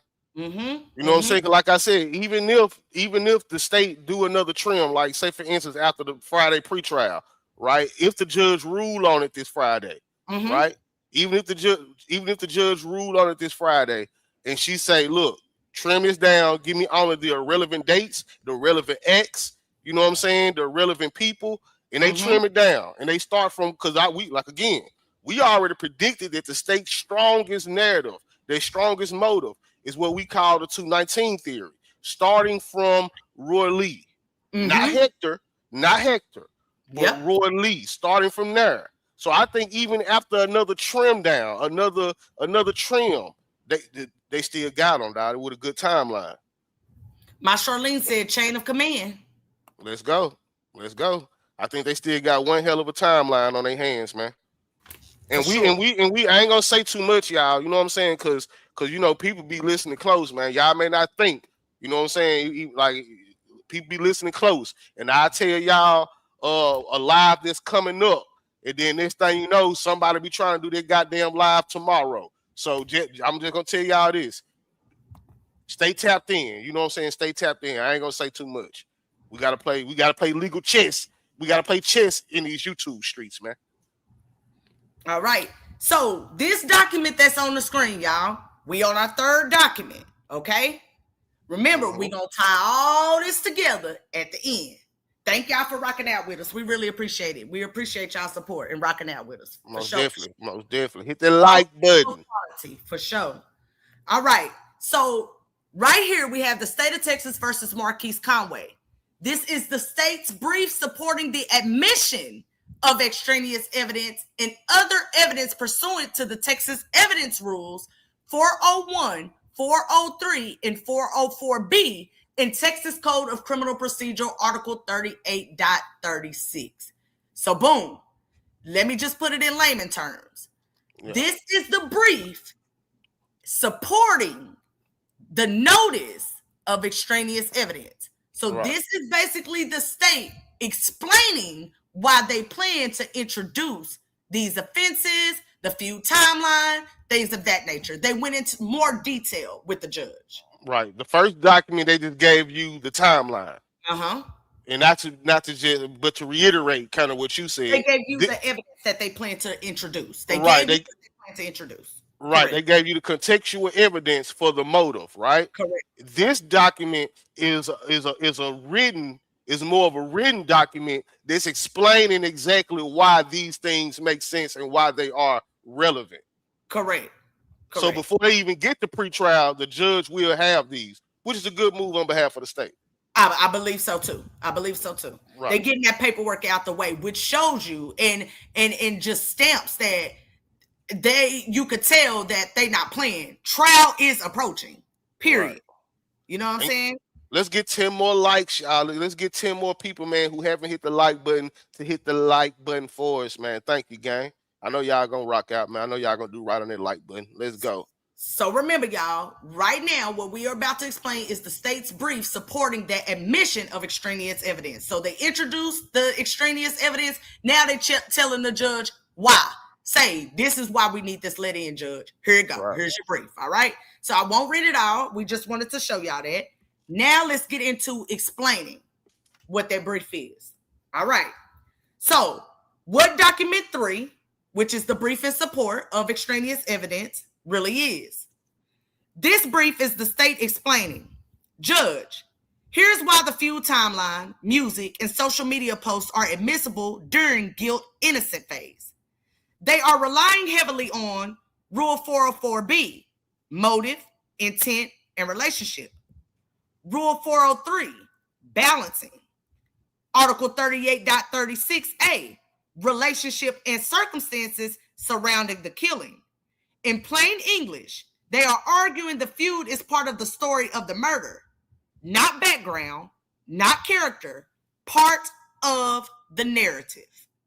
You believe that? Yes. Let's go.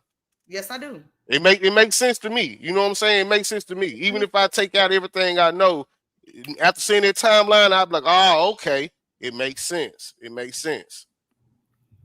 The core argument in the brief, the state's central theme is, without Feud evidence, the jury will not understand why this murder allegedly happened. That's powerful. Remember, you said that earlier, baby. Right. We know. You know what I'm saying? As an audience of being fans or being people that know MO3, we knew why certain things happen, right? Or no, right. Because we've been on this case for a long time. However, a jury that doesn't know anything about this, how will they know if the state is not allowed to introduce this information? Right. Basically, I can show that timeline to my great auntie. Who I know don't know no MO3. You know what I'm saying? I can show that timeline to my auntie, then show her what happened on 11/11. And even my great auntie at 87 years old would be like, oh, yeah, baby, they did that. You know what I'm saying? So this basically what this for. All right.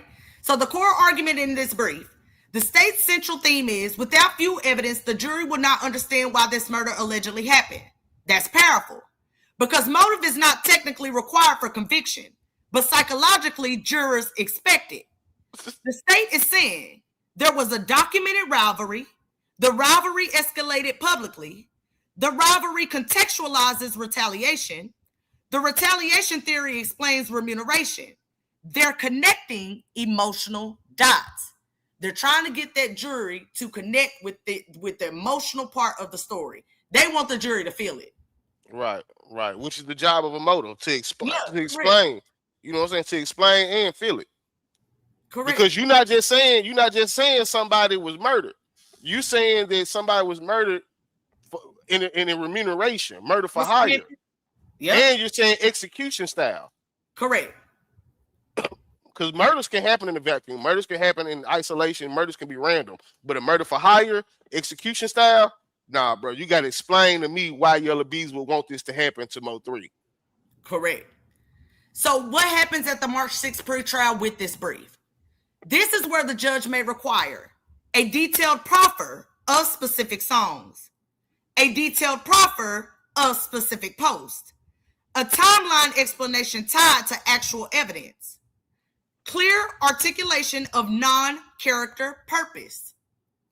The judge is going to ask, are these lyrics literal admissions or artistic persona? Are these posts direct threats or cultural expression? How does each piece tie to this offense? If the state cannot make that connection tightly, the judge may narrow admissibility. And I'm pretty sure, but I want to ask you. So do you think the state, based off what we see, not what we know, but based what the state have put in black and white, do you think the state will have a good chance of tying into the actual act, the actual murder? Yes, I do. And I'll say that because if you look at the specific timelines, right, certain things happen, right? And then you have, not only do you have Mo3 explaining certain things in certain IG lives, posts, things of that nature, you also have Yella Beezy, Trap Boy. You can tell there's an argument going back and forth, right? Thank you, G Money. You can tell there's an argument going back and forth, right? So without introducing that to a jury, I just don't see how the jury would be able to see how this escalated to payment for the murder of Mo3. You can literally, just based off their timeline, if you went to go listen to certain songs and then you listen to the song that dropped after that, or you look at an IG live and you look at an IG live that dropped after that, you can see that they were speaking to each other. You can see that there was a climate of war. And without that being introduced to the jury, I just don't see how the state is going to be able to make their case. And like Justice Fate said earlier, motive is a requirement in a murder for hire. So they're required. Like, that's why I said the judge would not prevent them for providing a motive. She would not. There's no way that come Friday at this pretrial or whenever the judge rule on it, because again, the judge might not rule on it this Friday, y'all, but it most definitely will come up. She might wait to rule on it, or she may rule on it Friday, but there's no way I see the judge robbing the state of having a motive, as long as it's relevant to the actual act. Facts. All right. So the rap lyrics issue, high risk, high reward. The brief signals the state wants certain songs admitted. This is risky for both sides, and here's why. Why it helps the state. It creates emotional tone, shows animosity, suggests retaliatory mindset. Why it helps the defense. Lyrics are often exaggerated. Defense can bring cultural experts. Defense can argue artistic persona does not equal criminal intent. Judges are very cautious here because appellate courts scrutinize lyric admissions closely. If allowed, it will likely be specific lines, limited scope, with jury instruction about purpose. Let's go. That's what I say. I think I'll have specific jury instructions again before these. Anybody read that? But before these be able to be presented, the jury might be instructed not to rule on anything. This is not to prove guilt. This is not to prove anything. This is only for contextual, relationship, and motive narrative. The jury will be told that. You know what I'm saying? The jury, you read it? Yeah, I read it. So the background, where is that? Is it in one of these documents? It's in the brief, I think. I think it's in the brief. Okay, let me pull it up really quick because I can read it. Yeah. I think that would be a good idea. I can definitely read that. So it's in the brief. Let me go ahead. I got it pulled up. Y'all can see it, right, baby? Yeah. Okay. Hold on one second. Let me get it. Okay. So the background. Okay. So the background to I'm about to read the background. This is, again, the state's brief supporting the admission of extraneous evidence, okay? So this is the state saying, hey, this is the background of the case. This is important, AF. Thank you. Salute to my boy Mahel, man, in the building, man, in the lab live. You already know, bro. Drop your link if you want to, man. All right. So, background. On November 11, 2020, at approximately 11:59 a.m., Melvin Noble, decedent, was shot multiple times and killed while traveling on South R.L. Thornton Freeway, Interstate 35. The state previously published to this court dash camera video footage capturing a masked individual wielding an AK-style assault rifle carrying out the murder in broad daylight. Let's go. On March 18, 2025, a Dallas County grand jury, hold on, y'all, it's going to take a little while on my side before I can see the next page, indicted defendant Conway for the first-degree felony offense of capital murder for remuneration.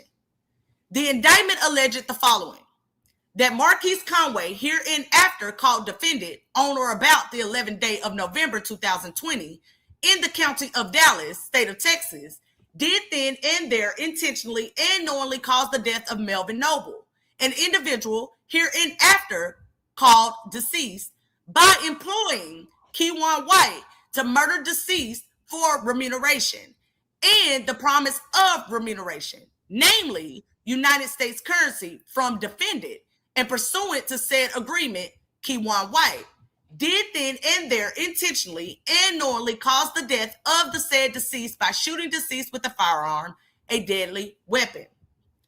Since 2017, numerous acts of criminal violence have occurred involving rap music artists and associates of record labels Profit Music Group, PMG, and its affiliate record labels Get Rich Cartel, GRC, and Cool Money Entertainment, CME, and the record label Hit Squad Music, HSM. Due to the continuous violence and retaliatory nature of these offenses, the Bureau of Alcohol, Tobacco, Firearms, and Explosives, ATF, conducted an investigation into the activities of these organizations. The timeline contained in the state's notice of extraneous evidence sets out a series of events, online media posts, and corresponding music releases that depicts the history and retaliatory nature of the feud between the record labels and their associates that ultimately led to the felony offense charged in this case. The state has also provided defendant Conway with a second, narrow timeline outlining the specific events, online media posts, and music releases that the state will seek to admit or discuss through witness testimony during its case in chief. Let's go. So, I mean, there you go. And one thing that most definitely stuck out to me when you read that, they said that Yella Beezy hired Keywan White to do the murder for hire for remuneration and promise of remuneration. So this goes back to the bond hearing when we all heard the prosecutor say that Yella Beezy paid a portion, and a lot of us took that as if, well, somebody else paid. Well, right there, that's telling them that the portion, he paid a portion, and the other half was a promise, an agreement. Yep. Let's go. There you go. So the feud timeline strategy. This is the strongest portion of the state's brief. They are arguing. Timeline shows ongoing hostility. Hostility explains motive. Motive makes remuneration plausible, but the danger is many trials. Yeah, and again, judges hate many trials. Correct. They don't like a lot of trials within one. Correct. If the feud timeline includes uncharged shootings, dismissed cases, social media conflicts, third-party acts, the defense will argue this is turning into multiple separate prosecutions. Judges hate that.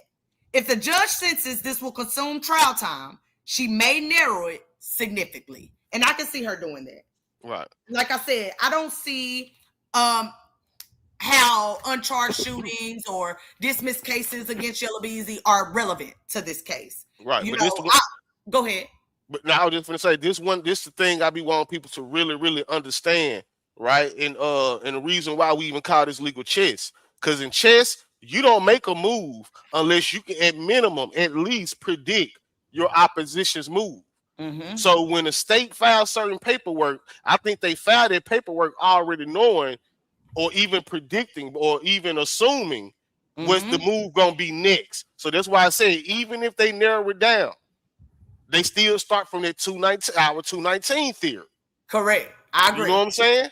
So I think by the time the trial come, the 219 theory, if y'all haven't seen the episode, go back and watch Legal Chess episode, the 219 theory. And then y'all understand what I'm talking about when I say that. Please go back and watch it. You know what I'm saying? I think that's going to be the motive that gets stuck in, that's relevant to Yella Beezy and the plausibility of this remuneration. All the other stuff, it's going to take up too much time. Like they can tell that, because the reason why I say that, baby, is because they can tell that story with less of that timeline trial.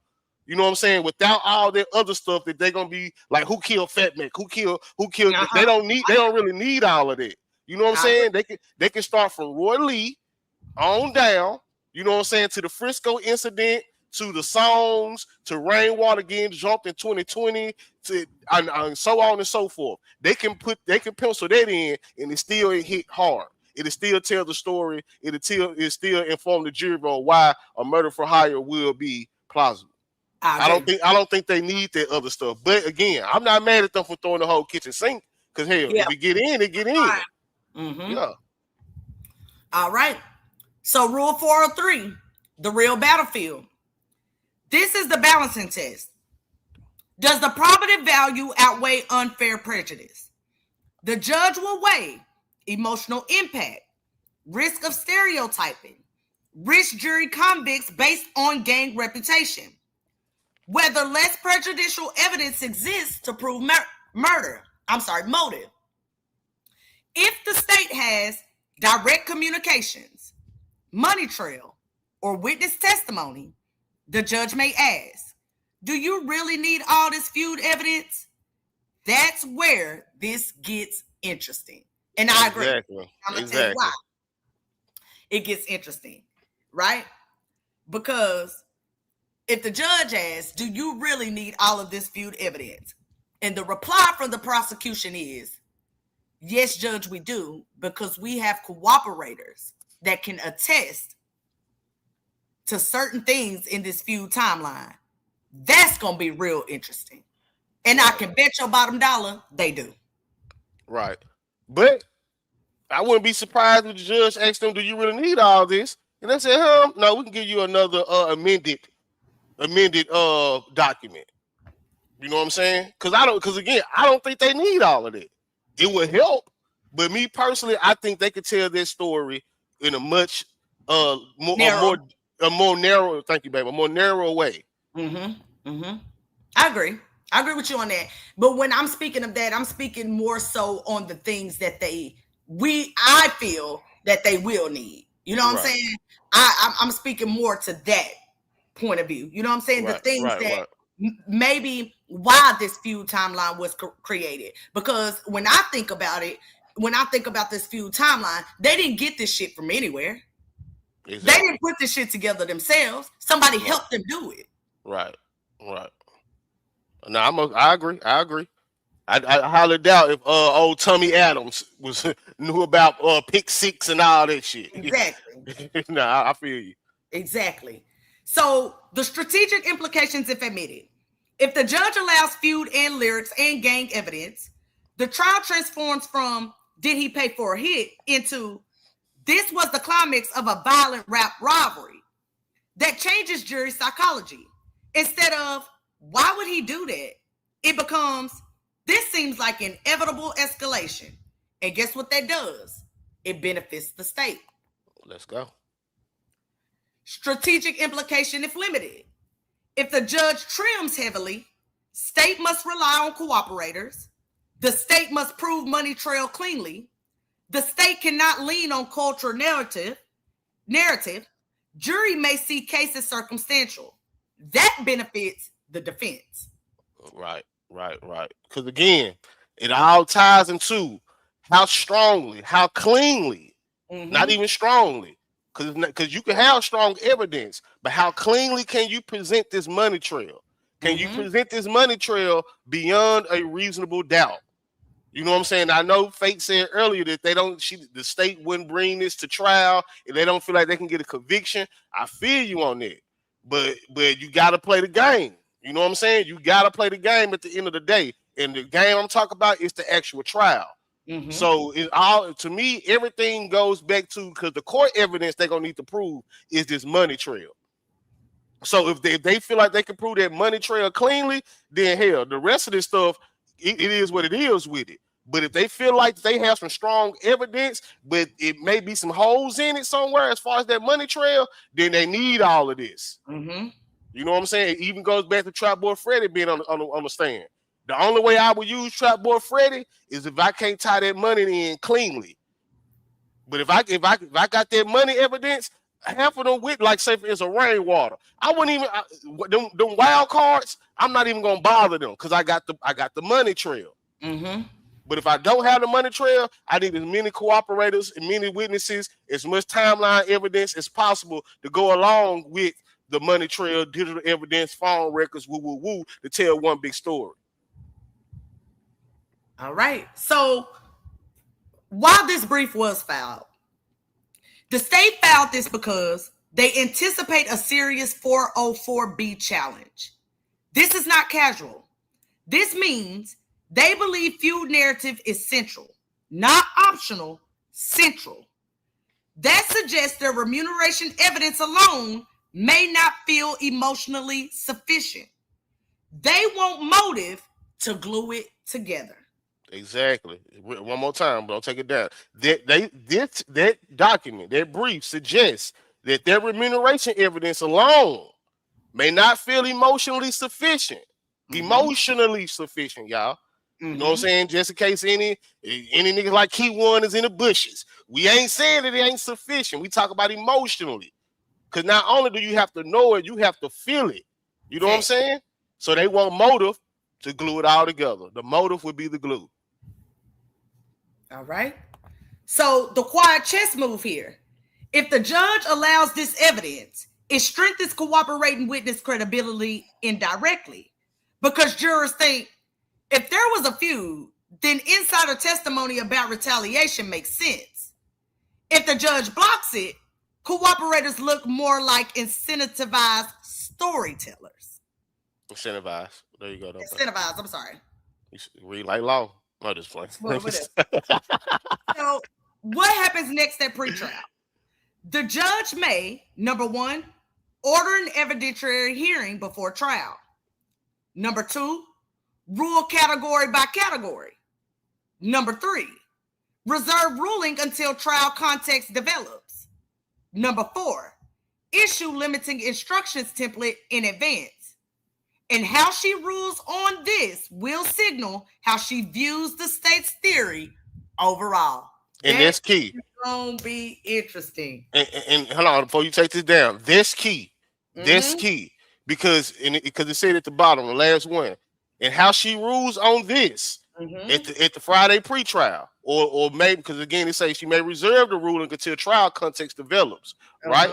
But how she rules on this will signal how she views the state's theory overall, which I believe gives the state a very, very good chance of having the most important parts of this brought into, because the theory sticks. The theory sticks, right? Because you got the GRC, right? You got the GRC stuff, the contextual stuff coming in. Then you have the Feud timeline, even if trimmed. To me, that's a strong theory, and I think the judge will agree on it. Okay. But again, number four, hold on real quick. Go back. Oh, my bad. Go ahead. I'm sorry. Number four is what I've been saying the whole time. It'll be brought in, even if most of it not. Some of it will be brought in with limiting instructions to the jury. Because sometimes that's all that's be needed is them to tell the jury, look, this is not we are not presenting this to say Yella Beezy guilty. For example, we're not presenting this timeline or this song to say Yella Beezy is guilty.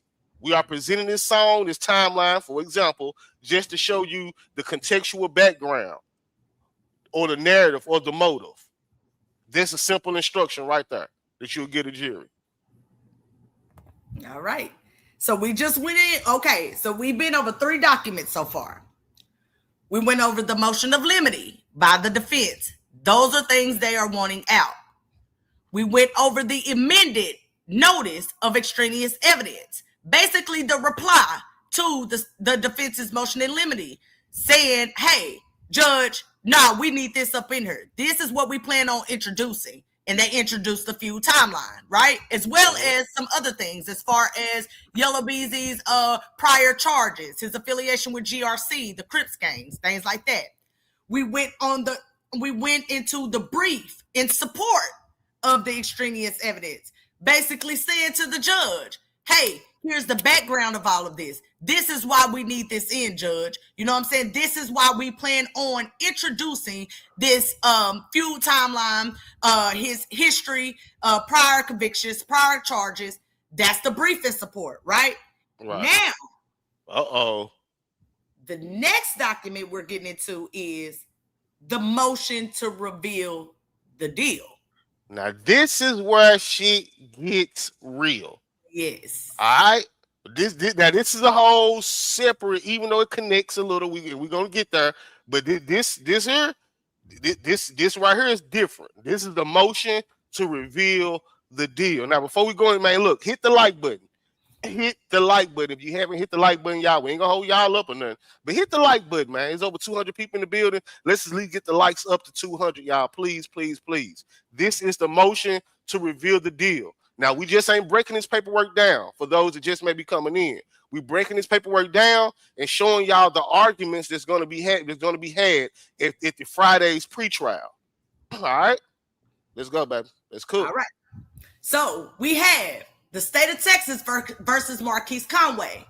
Motion to reveal the deal and for the court to require the prosecution to disclose any agreements with witnesses, including immunity agreements. Boom. So this is Yella Beezy and his defense team saying, say, man, we need the state, Judge, we need you to rule on this. We need the state to be required to disclose any agreements, any witnesses, any cooperators, anybody that has immunity to us right now before we go to trial. Which is their constitutional right. So it's been a lot of speculation. It's been a lot of speculation about certain players, and we're gonna break it down pound for pound. It's been certain speculation about Trap Boy Freddy, Jared Johnson, Jose Bodega, any other people that may be cooperating with. This document right here is Yella Beezy saying, look, we need to reveal, we need to know who all these people are before we go to trial. And guess what? It's their constitutional right. Facts. Let's all go. Right. So I won't go into it, but y'all seen we are on document 4, right? The motion to reveal the deal. Let's get into it. Brady, Giglio, immunity, benefits, debriefs, cooperation communications. This is not about narrative. This is about exposure.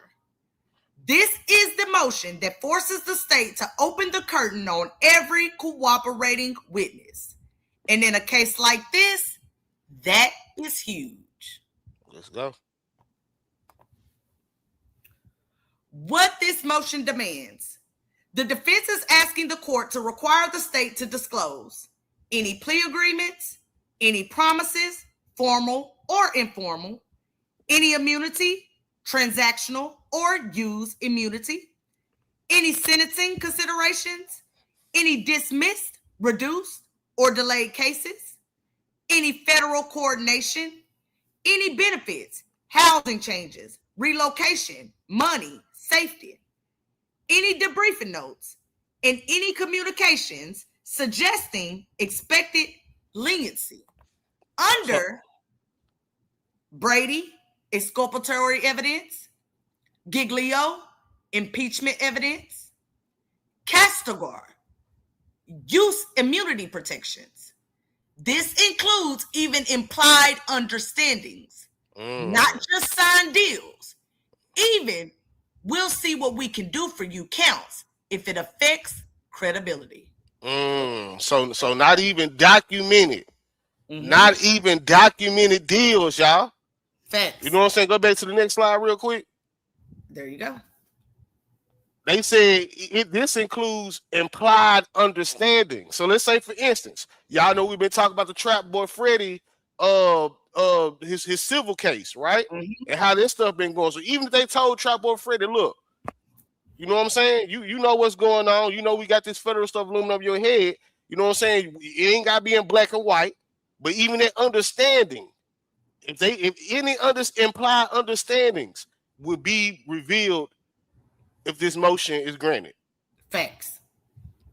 This is crazy work, y'all. This, to me, this is the fireworks.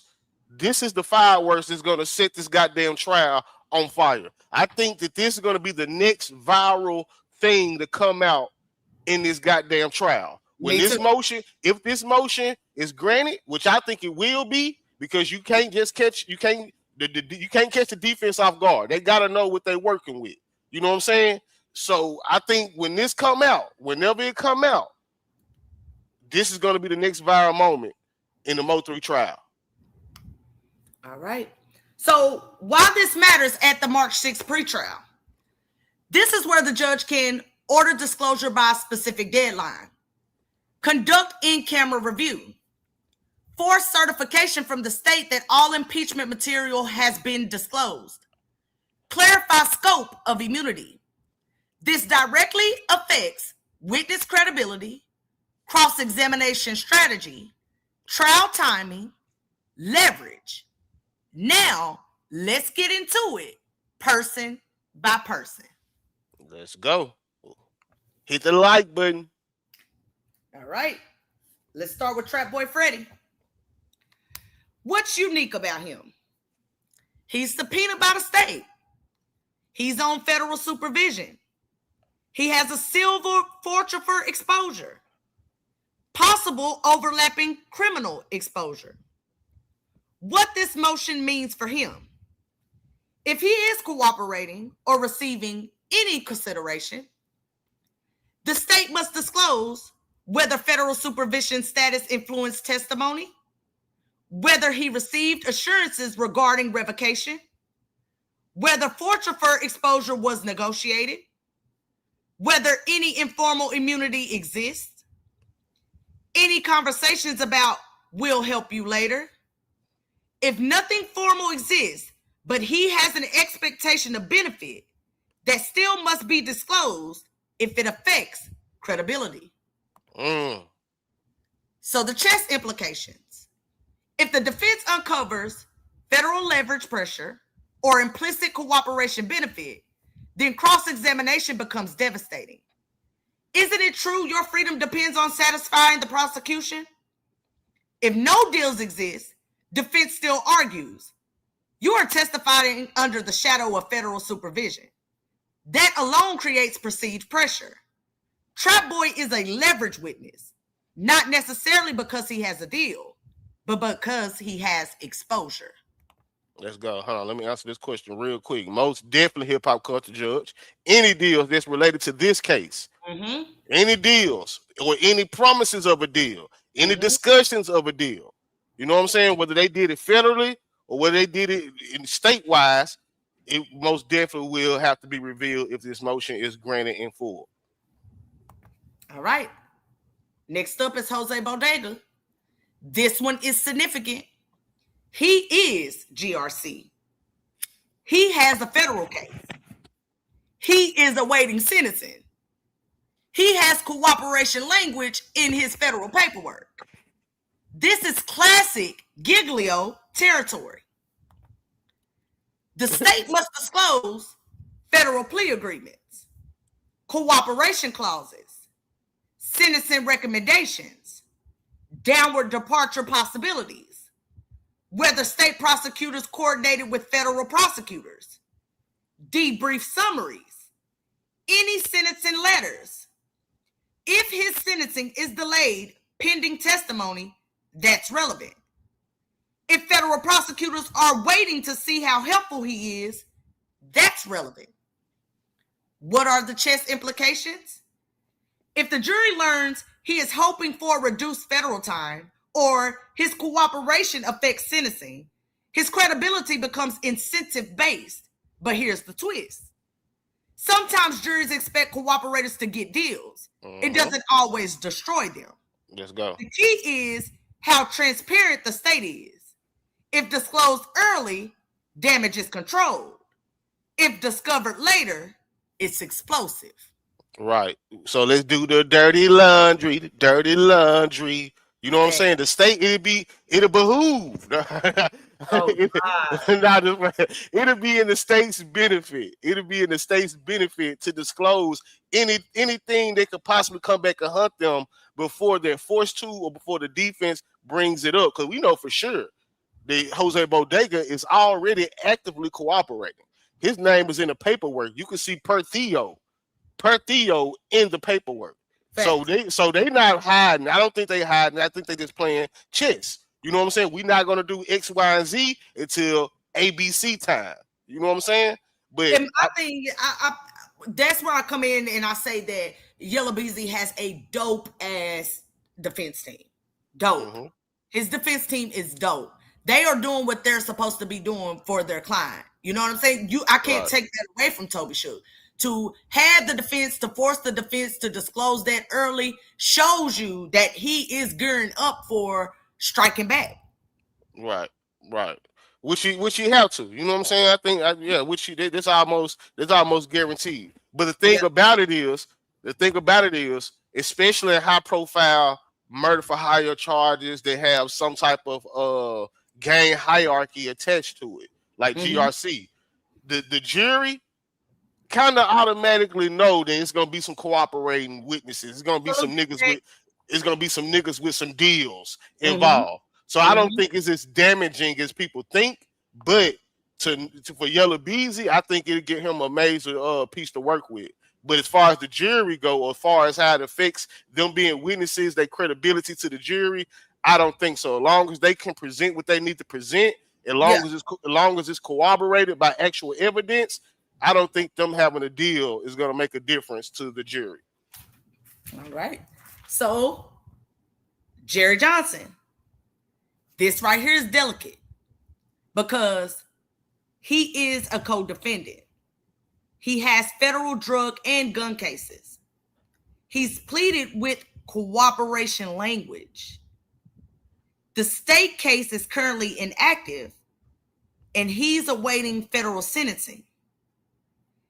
If he testifies, the defense is entitled to federal plea paperwork, cooperation clauses, any immunity from state prosecution, any promise not to pursue state charges, any sentencing considerations, debrief notes, and any letters of support from state prosecutors to federal court. If his state case is inactive because of cooperation, that is powerful impeachment material. The jury will want to know, are you testifying to avoid a murder charge? This motion forces the state to answer that question. Go ahead, baby. Now, but okay, and we're gonna on a later date, we're gonna get into this, whether Jerry Johnson is testifying or cooperating. All right, and I'm gonna say it. I'm gonna say it right now. They heard they deserve the information. I don't think Jerry Johnson is going to testify per se. You know what I'm saying? But I do think he's going to cooperate, which changes the scope of this document. Because he'll be easy impeachment material if he takes the stand and testify. But on the flip side, if he cooperate, because remember, Jerry Johnson is a co-defendant. Jerry Johnson is the one who's alleged to receive the money from Yella Beezy to you know what I'm saying, organize or orchestrate the whole hit. So his cooperation would be more stronger than his testimony. But we'll get to that on a later date. All right. So Jerry by May. Let's go. Let's go. What's up, Chris D? Confidential informants. Hold on real quick, baby. Look, we need 17 more likes, y'all, to hit 200, man. You know what I'm saying? It's over 200 people in the building. I know we got 17 good people, man, that will hit that like button for us, man. And real quick, Kimberly said, if he cooperates and I testify, his cooperation doesn't matter, right? Nuh-uh. Because you got the evidence to cooperate. Then you got Jose Bodega. We going to get into it, sir. We're going to get into it on a later date. You know what I'm saying? Just remember that. You know what I'm saying? We're going to get into that on a later date. What's up, Fi? I see you, Caesar. All right. So confidential informants. If there are any confidential informants involved, the state must disclose payment history, cooperation agreements, prior reliability issues, pending cases, benefits, prior instances of dishonesty, and protective arrangements. However, the state may seek to protect identity under privilege unless the CI is testifying. If the CI testifies, full Giglio disclosure applies. If the CI does not testify but provided investigative leads, disclosure rules get narrower. But if CI credibility affects probable cause, that may open another door. So now we talking about confidential informants. We talking about confidential informants. The state may seek to protect identity under privilege unless the CI is testifying. That's powerful, y'all. That's powerful. That's why I said this is gonna be explosive. This is gonna be explosive. But the chess move is, hey, I may need some of these people to cooperate in the ongoing investigation, not necessarily take the stand and testify, because if you take the stand, now they'll open up the doors for us to reveal you. You know what I'm saying? So they can have impeachment or credibility attacks on you. But if we just keeping you to cooperate, we may not necessarily need you know what I'm saying, need to disclose who you are. It's the game within the game. So the big leverage question. This motion determines, is this case built on physical evidence or incentivized witnesses? If multiple witnesses have federal exposure, state exposure, sentencing pending, cooperation clauses, then the defense narrative becomes, this is a cooperation cascade. If the state has strong money trail, digital evidence, independent cooperation, then the witness incentives matter less. Let's go, man. Salute, Crystal. I see you over there on Twitch. Salute to you, gang. Salute, Crystal. Hip Hop Culture Judge said, just watch. Devin and Jose still had the weapon and cell phone in their possession. I don't know, man. I don't know. I ain't read nothing about them locating the actual weapon that they took out, but man, hey, we'll see. So what the judge may do at pretrial, the judge could order immediate production of all plea and cooperation materials, require the state to certify no undisclosed deals exist, conduct in-camera review, set deadlines prior to trial, reserve certain issues until trial context develops. Judges take Brady and Giglio serious. Failure to disclose equals reversible error. Let's go. But you could appeal. Thanks. They give Yella Beezy grounds to appeal and win on appeal, because you don't disclose anything that we need. Evidence, cooperators. Hey, I'm appealing that off the muscle. Facts. So quite strategic impact before August 24th trial, right? So, baby, did you want to kind of explain this? Because we were on 3-6 and now we're on August 24th. Oh, yeah, 824 special set. That what you talking about explain? Yeah. Oh, yeah. Well, once again, I'm pretty sure they already know, man. But 824 is the special setting. You know what I'm saying? The 824 is not just, it's different from any court date that we have seen in the docket. Okay? In this one, it says 8/24/2026 with a comment that says special set, which is short for special setting. So if you look at it in the docket, if y'all go to the portal and y'all see special set, that means special setting. That's when a judge basically she hires court employees. She clear her calendar out for that day. Like basically, the judge is saying, look, no more easy delays, no more easy continuances. You know what I'm saying? This case will be resolved on August 24th, or it should be ready to be resolved on August 24th, 2026. So we're not saying that the actual trial will happen on 8/24. Maybe it does, maybe it don't. But by 8/24, the defense and the state better be ready. And that's why I'm gonna be ready. Facts. And that's why we are seeing the type of motions that we're seeing. This is not the end game, but the documents, these motions with the evidence timeline, reveal the deals. You don't get these in early stage pre-trials. You get these when it's close to the end game. This is people getting ready for a trial. All right, so this right here signals to us that 8/24 is serious. It's serious. By 8/24, this shit getting resolved, barring any type of new discovery dumps, anything drastic that comes down the timeline. If they do get a continuance for any reason, it may only be for 30, 60 days. It ain't gonna be no, okay, the date was 8/24, somebody filed a continuance. Now it goes all the way to March 2027. No. It may be a 30, 60-day continuance, if even that. The judge ain't bullshit no more. She tired of this. She ready to get resolved. Plus, it's a lot of media expectations and the public pressure to get this resolved. And I'm pretty sure the family is ready to get this resolved as well. The judge takes all of that into consideration. All right. So, quite strategic impact before August 24th trial. If multiple cooperators are confirmed and their sentences are pending and they have exposure, then the defense gains psychological leverage.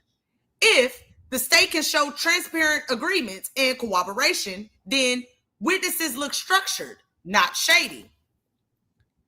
The March 6th hearing is where the defense tries to lock down. What exactly are you giving them?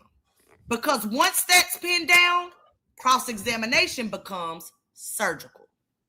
But what this does do is, I just thought about this, the chess move on the defense, because usually I just look at the chess play by the state, but the chess move by the defense, this kind of makes the defense is kind of making the state lock in their witnesses. Mm-hmm. So, and it's just my prediction, right? I could be completely wrong about this, but after this, whenever this motion is granted, some of them subpoenas that we see unexecuted, if it is granted, and if heavy on the if, yeah, heavy on the if. Don't always grant. It's a Right. motion. So. Right, it's a motion. Right. So if this motion is granted in full, I predict that the state, some of them unexecuted subpoenas, let's say Rainwater, let's say Jossie, let's say Trap Boy Freddy, so on and so forth, you would see them either be ruled out, the subpoenas are no longer needed, or you will see them being executed. All right. So the overall chess summary of document 4, which is the motion to reveal the deal, right? This is the credibility battlefield. Document 1 through 3, fight over the narrative. Document 4, fights over trust. If the jury believes witnesses are testifying to save themselves, the defense gains power. If the jury believes witnesses are insiders telling truth despite consequences, the state gains power. Let's go. So the 3-6 pretrial, right?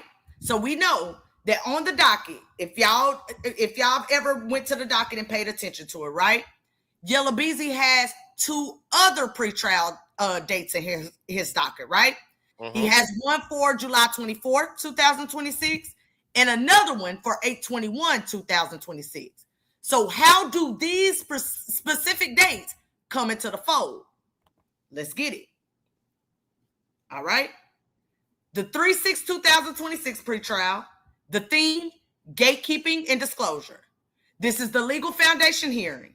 They'll likely focus on the motion in limine rulings, document 1, the 404B admissibility fights, document 2 or 3, and the reveal the deal, Brady and Giglio enforcement, document 4, discovery compliance status, potential trial logistics.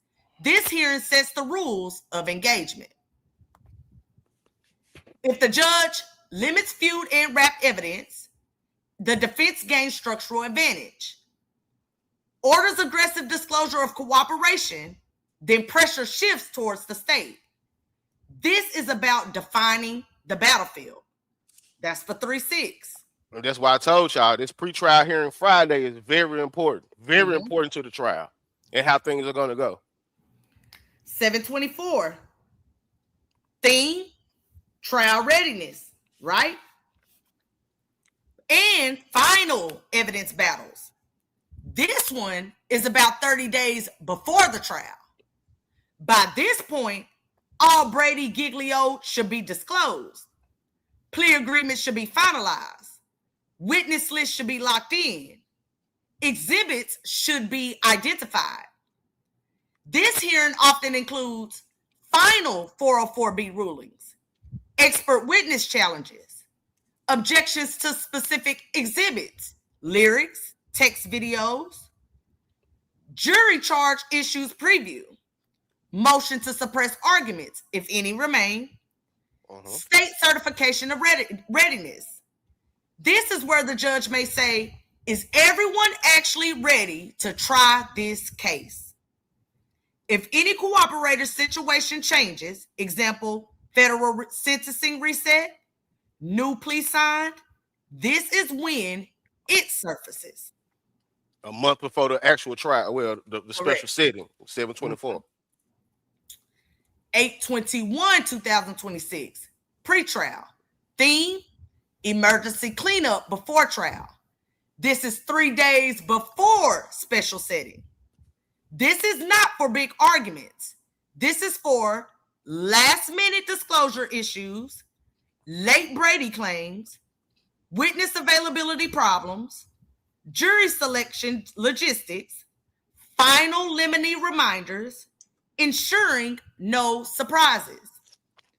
If something explosive happens, like a cooperator flips, a federal sentencing occurs, a witness recants, or a new deal surfaces, this is when it gets addressed. This hearing is about preventing missed trial landmines. So that's 8/21. Correct. 3 days before the special setting. So how do all these pretrials work together strategically?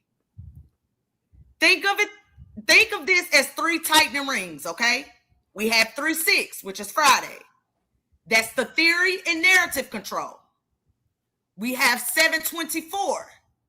That's where evidence locks in.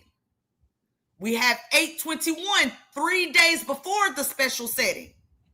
That's crisis management. Each one increases pressure. Let's go. All right. So now let's get into where the cooperators fit into this timeline, right? And we almost done, y'all. But we got to give y'all this work. We ain't sloppy on our work. All right.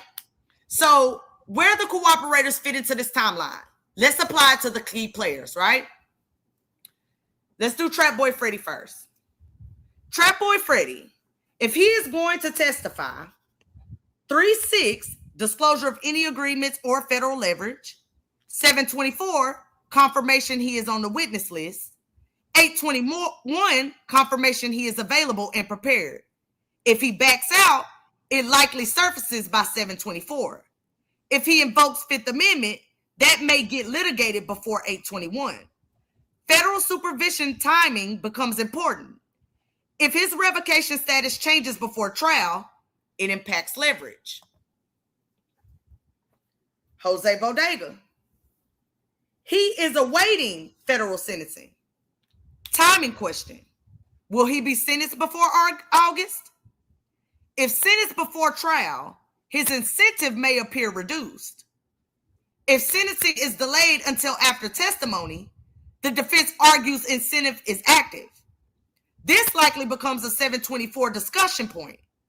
If federal court resets sentencing, that could be raised 8/21. Jerry Johnson.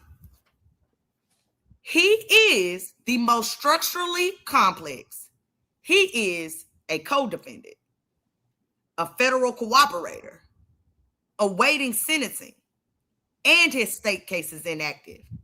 The big question is Jerry testifying? If yes, that must be crystal clear by 7/24. If his state exposure is tied to cooperation, that becomes a March 6th and July 24th issue. If sentencing happens before trial, defense argues incentive still existed when he gave statements. If sentencing is delayed until after trial, that strengthens the hope for benefit narrative. Big on the if he's testifying. Big on if he's testifying. Because he may not be testifying. He may just be cooperating. But we got something else in store for that on a later date. So why 3 pretrials matter psychologically? Multiple pretrials often indicate complex evidentiary fights, multiple cooperating witnesses, high-profile case management, appellate proofing by the judge. The court is building a clean record because whatever happens in August, this case is going up on appeal. The judge wants everything litigated clearly. Does this signal plea possibility? Multiple pretrial dates do not necessarily mean plea, but here's what to watch for. If between 3/6 and 7/24, extraneous evidence is limited, cooperators are exposed, or the state loses key evidence, you may see negotiation pressure increase.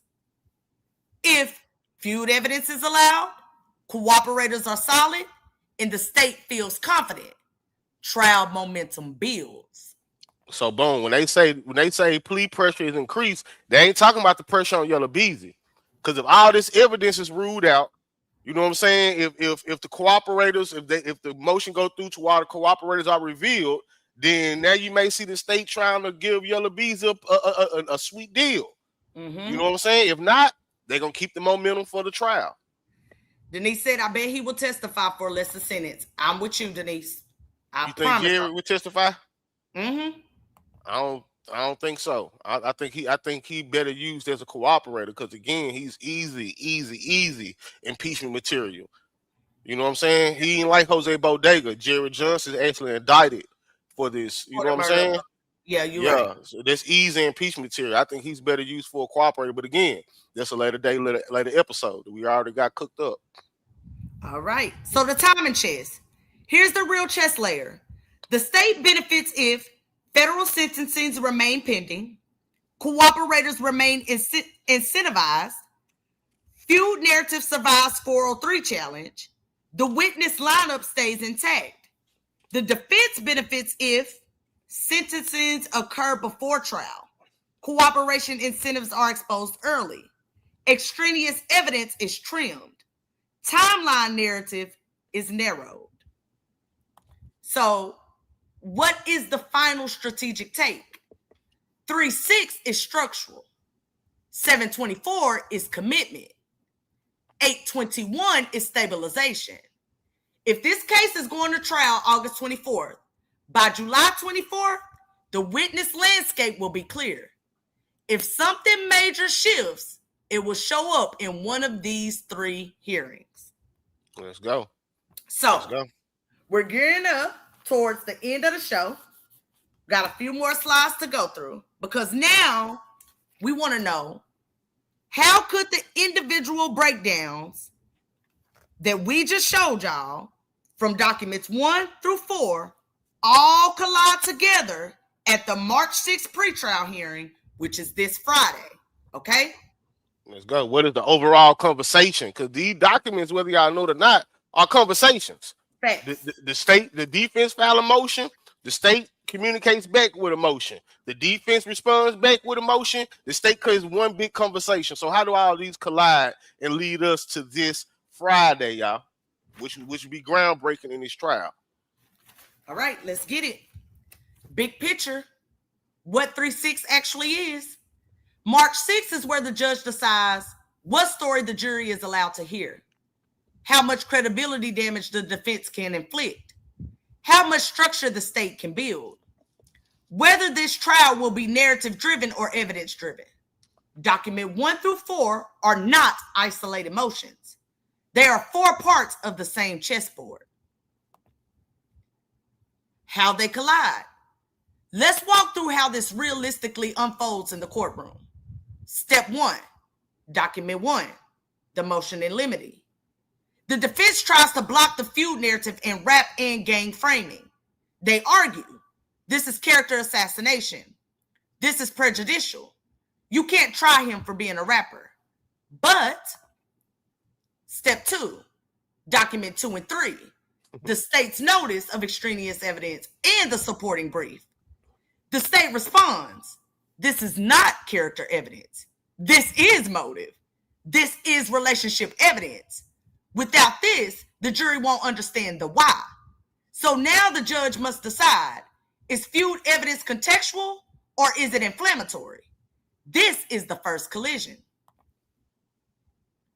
Where document 4 enters the collision, which is the motion to reveal the deal. Now the defense pivots. They say, Judge, if the state wants to build a feud narrative using insiders, then we need full transparency about those insiders. That's document 4. That's the motion to reveal the deal. And this is where the pieces truly collide. Because now the judge is thinking, if I allow feud narrative, and that narrative depends on cooperators, then the jury must know their incentives. So admissibility, docs 1 through 3, becomes inseparable from credibility, document 4. You see that? Let me go back. Go ahead, baby. You see, if I allow this, the judge talking, if I allow this feud narrative, and that narrative depends on cooperators, then you almost have to reveal the cooperators. Facts.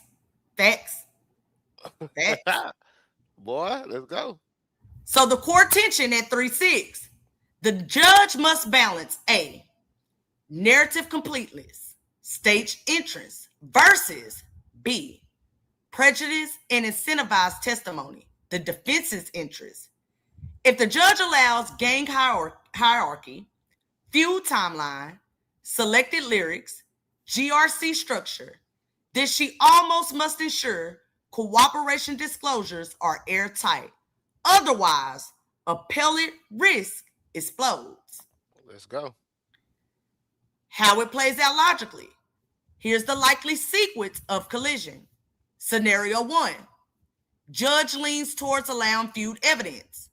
If the judge signals the feud is relevant, then the defense immediately intensifies the motion to reveal the deal. They argue, if feud narrative is central, we must expose every cooperator's motive. Now the court must order disclosure deadlines, possibly in camera review, Giglio compliance certification. The broader the feud evidence allowed, the more critical cooperator transparency becomes. Scenario 2. Judge restricts extraneous evidence. If the judge trims the feud narrative heavily, the state must rely more on money trail and direct evidence. Cooperators become more central to proving remuneration. In that situation, motion to reveal the deal becomes even more powerful, because if the case hinges on cooperators, their deals matter. Dang, I can't say this word. Exponentially more. Ooh, okay, because if the case hinges on cooperators, their deals matter exponentially more. That's a chess move for you. Toby Shook ain't bullshit. So the structural collision, here's the real collision. Document 1, which is the motion of limity, tries to narrow the narrative. Document 2 and 3, which is the amended notice of extraneous evidence and the brief in support of extraneous evidence filed by the state, is to try to expand the narrative. Document 4, which is the motion to reveal the deal, exposes narrative builders. All 4 intersect at one question. Is this a feud story or a payment story? If feud story wins, cooperators matter as context explainers. If payment story dominates, cooperators matter as primary proof. Either way, that motion to reveal the deal remains critical. So, the judge's appellate radar. The judge knows if feud evidence is admitted and cooperation material is not properly disclosed, this becomes reversible error territory. So the judge may allow feud evidence, but strictly enforce Brady and Giglio compliance. That's how courts protect the record. So basically, they allow the evidence, but also allow the feud evidence, but also reveal the cooperators. Facts. So the real risk at 3-6, if things go badly for the state, the judge trims the feud, orders broad cooperation disclosure, questions admissibility of rap evidence. That signals vulnerability. If things go badly for defense, the judge allows feud timeline, allows gang structure evidence, limits cooperation discovery to formal agreements only. That strengthens prosecution narrative control. The quiet leverage shift. Here's what most observers miss. The rulings on 3-6 can influence plea leverage. If the state wins on narrative control, they feel strong heading into July. If the defense wins on narrative narrowing and cooperator exposure, pressure increases on the state, not because trial collapses, but because uncertainty rises. Right, because imagine this, right? Imagine, you know what I'm saying, this timeline being able to be brought in, the few evidence being able to brought in. Then imagine, you know what I'm saying, even if the cooperators are revealed, now you see, you actually get it when if and when these motions go through, Yella Beezy will finally be able to see a full picture of what the state is planning to use as far as the background and motive. Yeah. You know what I'm saying? And I believe that he's been going through this. I believe, because I told you months ago, man, I don't see Yella Beezy going to trial for this and getting hit with the max. I think he's going to take a plea deal. That don't mean I'm going to think he's going to cooperate or snitch, but I think he's going to take a plea deal, because once he fully get a chance to see what all the state have against him, plus the money.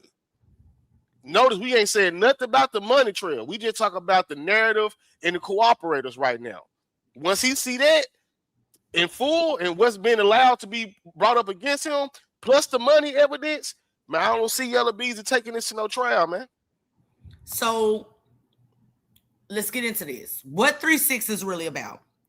It's not just about evidence. It's about who controls the emotional framing, how much transparency is forced, whether this trial becomes culture heavy or evidence heavy, whether cooperators look like insiders or incentivized narratives. So the final collision summary, family, is on March 6th, which is this Friday, these 4 documents collide into 3 judicial decisions. Number 1, what story can the state tell? Number 2, what transparency must accompany that story? Number 3, does this case look structurally strong or incentive dependent? That's the whole chessboard. And there go y'all legal chess, y'all. There go y'all legal chess, man. You know what I'm saying? We had to give. I know that it wasn't a lot of videos, a lot of stuff, but we had to give y'all that. You know what I'm saying? Me and CB was talking, and we were like, man, this legal chess is like the real trial.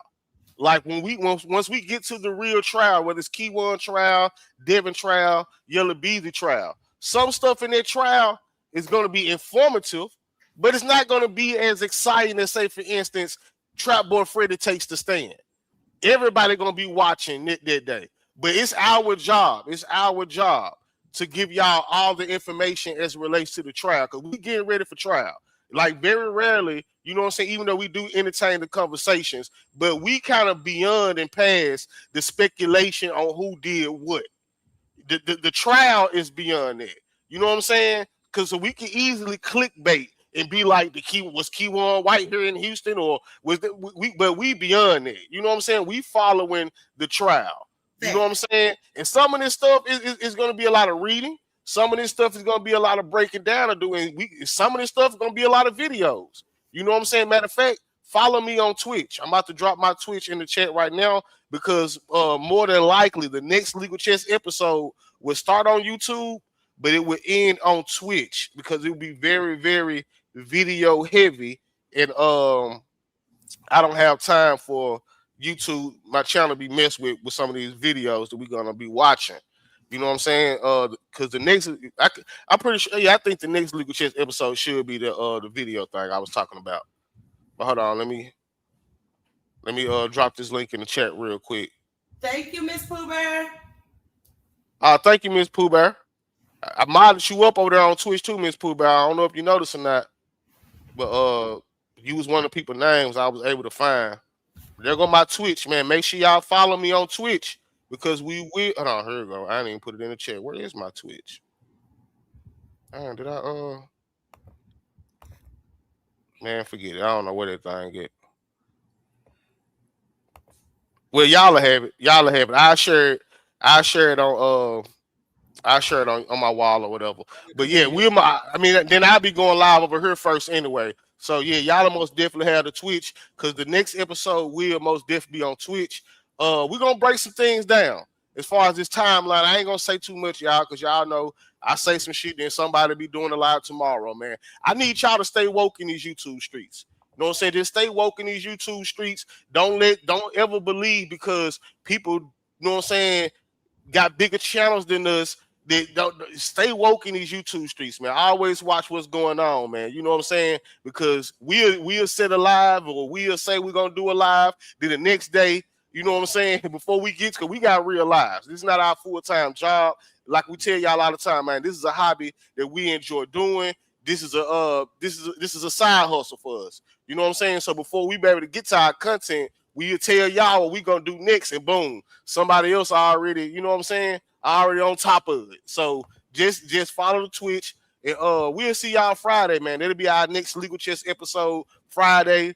And like this one was paperwork heavy, the next episode gonna be very video heavy. All right, the next episode gonna be very, very video heavy. And y'all, we got some new case. There you go. Thank you, AB.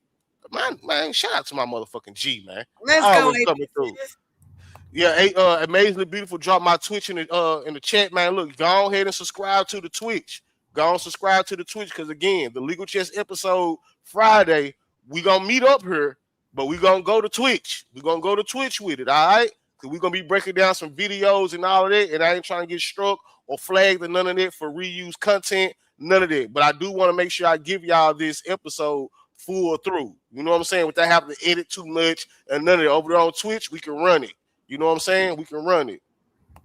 Let's go, Miss J. Salute to you, man. Salute to you. Hey, Miss J. MJ's. That's not Miss J. That's MJ's. Oh, my bad. MJ. Salute to Miss MJ's. You know what I'm saying? So yeah, man, y'all make sure y'all go follow the Twitch. Church family, real quick, and baby, I'm gonna get us up out of here because I know you hungry. Church family. Again, speaking of reused content and copyright strikes, they took our church channel. Not nobody else, but YouTube. You know what I'm saying? I didn't get struck or nothing, but I guess Pastor Mike, I know everybody not in the Discord. Slow walking guy, Miss Pooh. Here go the new church channel, man. Y'all make sure y'all go subscribe, because this is where we're gonna be at now. All right, there it go right there. And if y'all want to join anybody else in the bushes, man, y'all subscribe to the channel. I'm gonna put church channel right there. You know what I'm saying? There go the church channel. Y'all gonna subscribe to that one because the old channel is gone, y'all. It's gone. So what we gonna do is we just finna switch some things up. What we're gonna do is we're gonna start. We're gonna do the praise and worship like we do. Y'all know how we do. We're gonna do the praise and worship. Now where did the link go again? Where did the link go? I gotta get used to this new phone. Yeah, we're gonna do the praise and worship. What's up, Mama T? The Lord took the channel. Nah, he's not. What the Lord? Here you go right here. Just put this in, Miss Pooh Bear. New World Community Church. There you go, right there. Cause I don't know how to AB, if you still in the building, if you can get that link for me and put it over there in Twitch for Miss Pooh Bear, please, because I don't know how to copy it or whatever. You know what I'm saying? But yes, man. So what we're gonna do is we're gonna start the church. We're gonna do the praise and worship on YouTube like we usually do. But then when it's time for the actual sermon, we're gonna end the YouTube and go over to Twitch. Easy peasy. Little easy adjustment. You know what I'm saying? Easy adjustment. You know what I'm saying? But we ain't gonna hold y'all too much longer. We 3 hours in. Baby need to eat before she get an attitude. You know what I'm saying? We love y'all, man. We back. We got some new cases. Salute, family. We got some new trials coming into the Legal Chess fold. Man, we got Tupac. Yeah. We got Tupac coming in this joint. Man, it's finna get turned up around here, man. We ain't gonna MO3 y'all to death, but y'all already know MO3 is the main objective. You know what I'm saying? Yeah, he's the main objective. But we got a few new cases coming through the Legal Chess fold, man. Most definitely the Tupac. We got some Diddy shit coming. You know what I'm saying? Yeah, well, we cooking up over here, man. So even though y'all don't see us, if we be gone for a week, best believe that we still cooking. You know what I'm saying? We still cooking, man. But baby, you got anything you want to tell the people before we go? No, I just want to let them know that I love them. Thank you all for your support, whether it was just your time, whether it was monetary value, or just hitting that like button, or hitting the dislike. You know what I'm saying? Thank y'all. It's greatly appreciated. We really appreciate y'all. We so happy to be back, but again, thank y'all. Without y'all, we wouldn't be able to do this. So y'all make this possible. So again, I love y'all family. Y'all make sure y'all enjoy the rest of y'all night, and y'all have a blessed and prosperous rest of the week. Let's go, man. Let's go, man. Y'all already know, man. We're going to leave this bitch the same way we came in every time. Even in a room full of 100 haters, man, 1,000 haters, 1,000,000 haters, whatever the case may be, man, we is not going to change. We ain't going to waver, man. We're going to always remain some real ones, man. Look, I hope and pray y'all do the same. Be real to yourselves. Be real to those that's real with y'all, man. Easiest way to get through life, man. Just be real with those who are real to y'all, man. And look, stay prayed up. Keep God first in y'all life. And we going to see y'all Friday, man. We'll be back Friday. We back consistent. We took a little time off, handle some real life business, but we back at it. We back consistent. Legal chess. Follow the trial, not the narratives. Follow the trial, not the narratives, man. Y'all already know, man. We trial ready over here, man. We gearing up. If y'all over here with legal chess, y'all gonna be ready for trial. Y'all gonna be able to understand everything that's going on. Y'all gonna be able to understand the language and all of it. A lot of these people, they're gonna be lost in the sauce. They're gonna wait till the trial day, and they're gonna be what we've been on down there since 6 months ago. You feel me? But if you're over here rocking out with legal chess, consider yourself to be trial ready, man. I'm gonna go through these. I'm gonna go through the support as I play this song. But y'all already know, man. Y'all know what it is, gang. Y'all know how we get up out this jump, man. It's only us. Don't let them in, man. It's only us. Don't let them in, man. Salute to the gang. Shout out to the set. We love y'all, man. If you didn't hit the like button, make sure you hit the like button on your way out the building, man. Be on the lookout for some uploads, man. I got a couple uploads that I'm working on. We about to get busy, man. Love y'all, man. I'm going to see y'all Friday. Salute.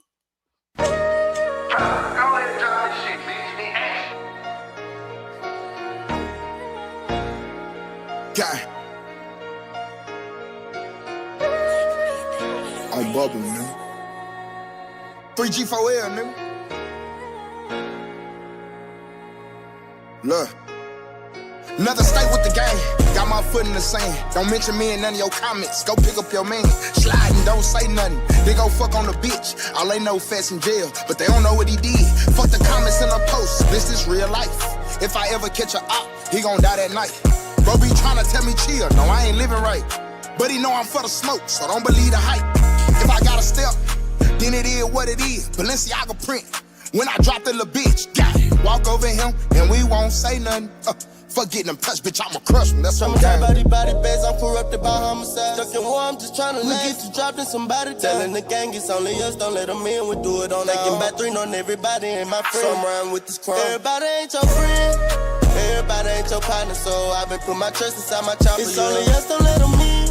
Do it on our own if we got. Lay in your bushes till the morning if we got to, yeah. 100 pounds, I broke them down, I swear I ran through them. And if a nigga want them problems, we gon' tend to him.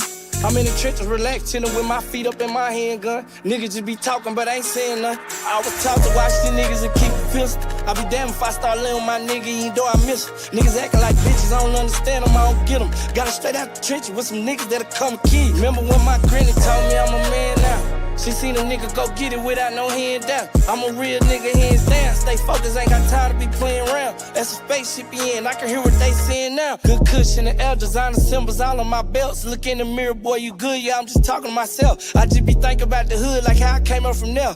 And we ain't going back, no cost account, I promise, I swear. Yeah, I been going in early in the morning, stacking up this paper till this shit start getting boring. I kill you, that's a warning. My niggas be on it. All the fucking money got these bitches acting horny. Body bags, I'm corrupted by homicide. Stuck in war, I'm just trying to get you dropped in somebody. Telling the gang it's only us, don't let them in. We do it on taking back 3 on everybody and my friend. So I'm riding with this crime. Everybody ain't your friend. Everybody ain't your partner, so I've been put my trust inside my chopper. It's only us, don't let them in. Do it on our own if we got. Lay in your bushes till the morning if we got to, yeah.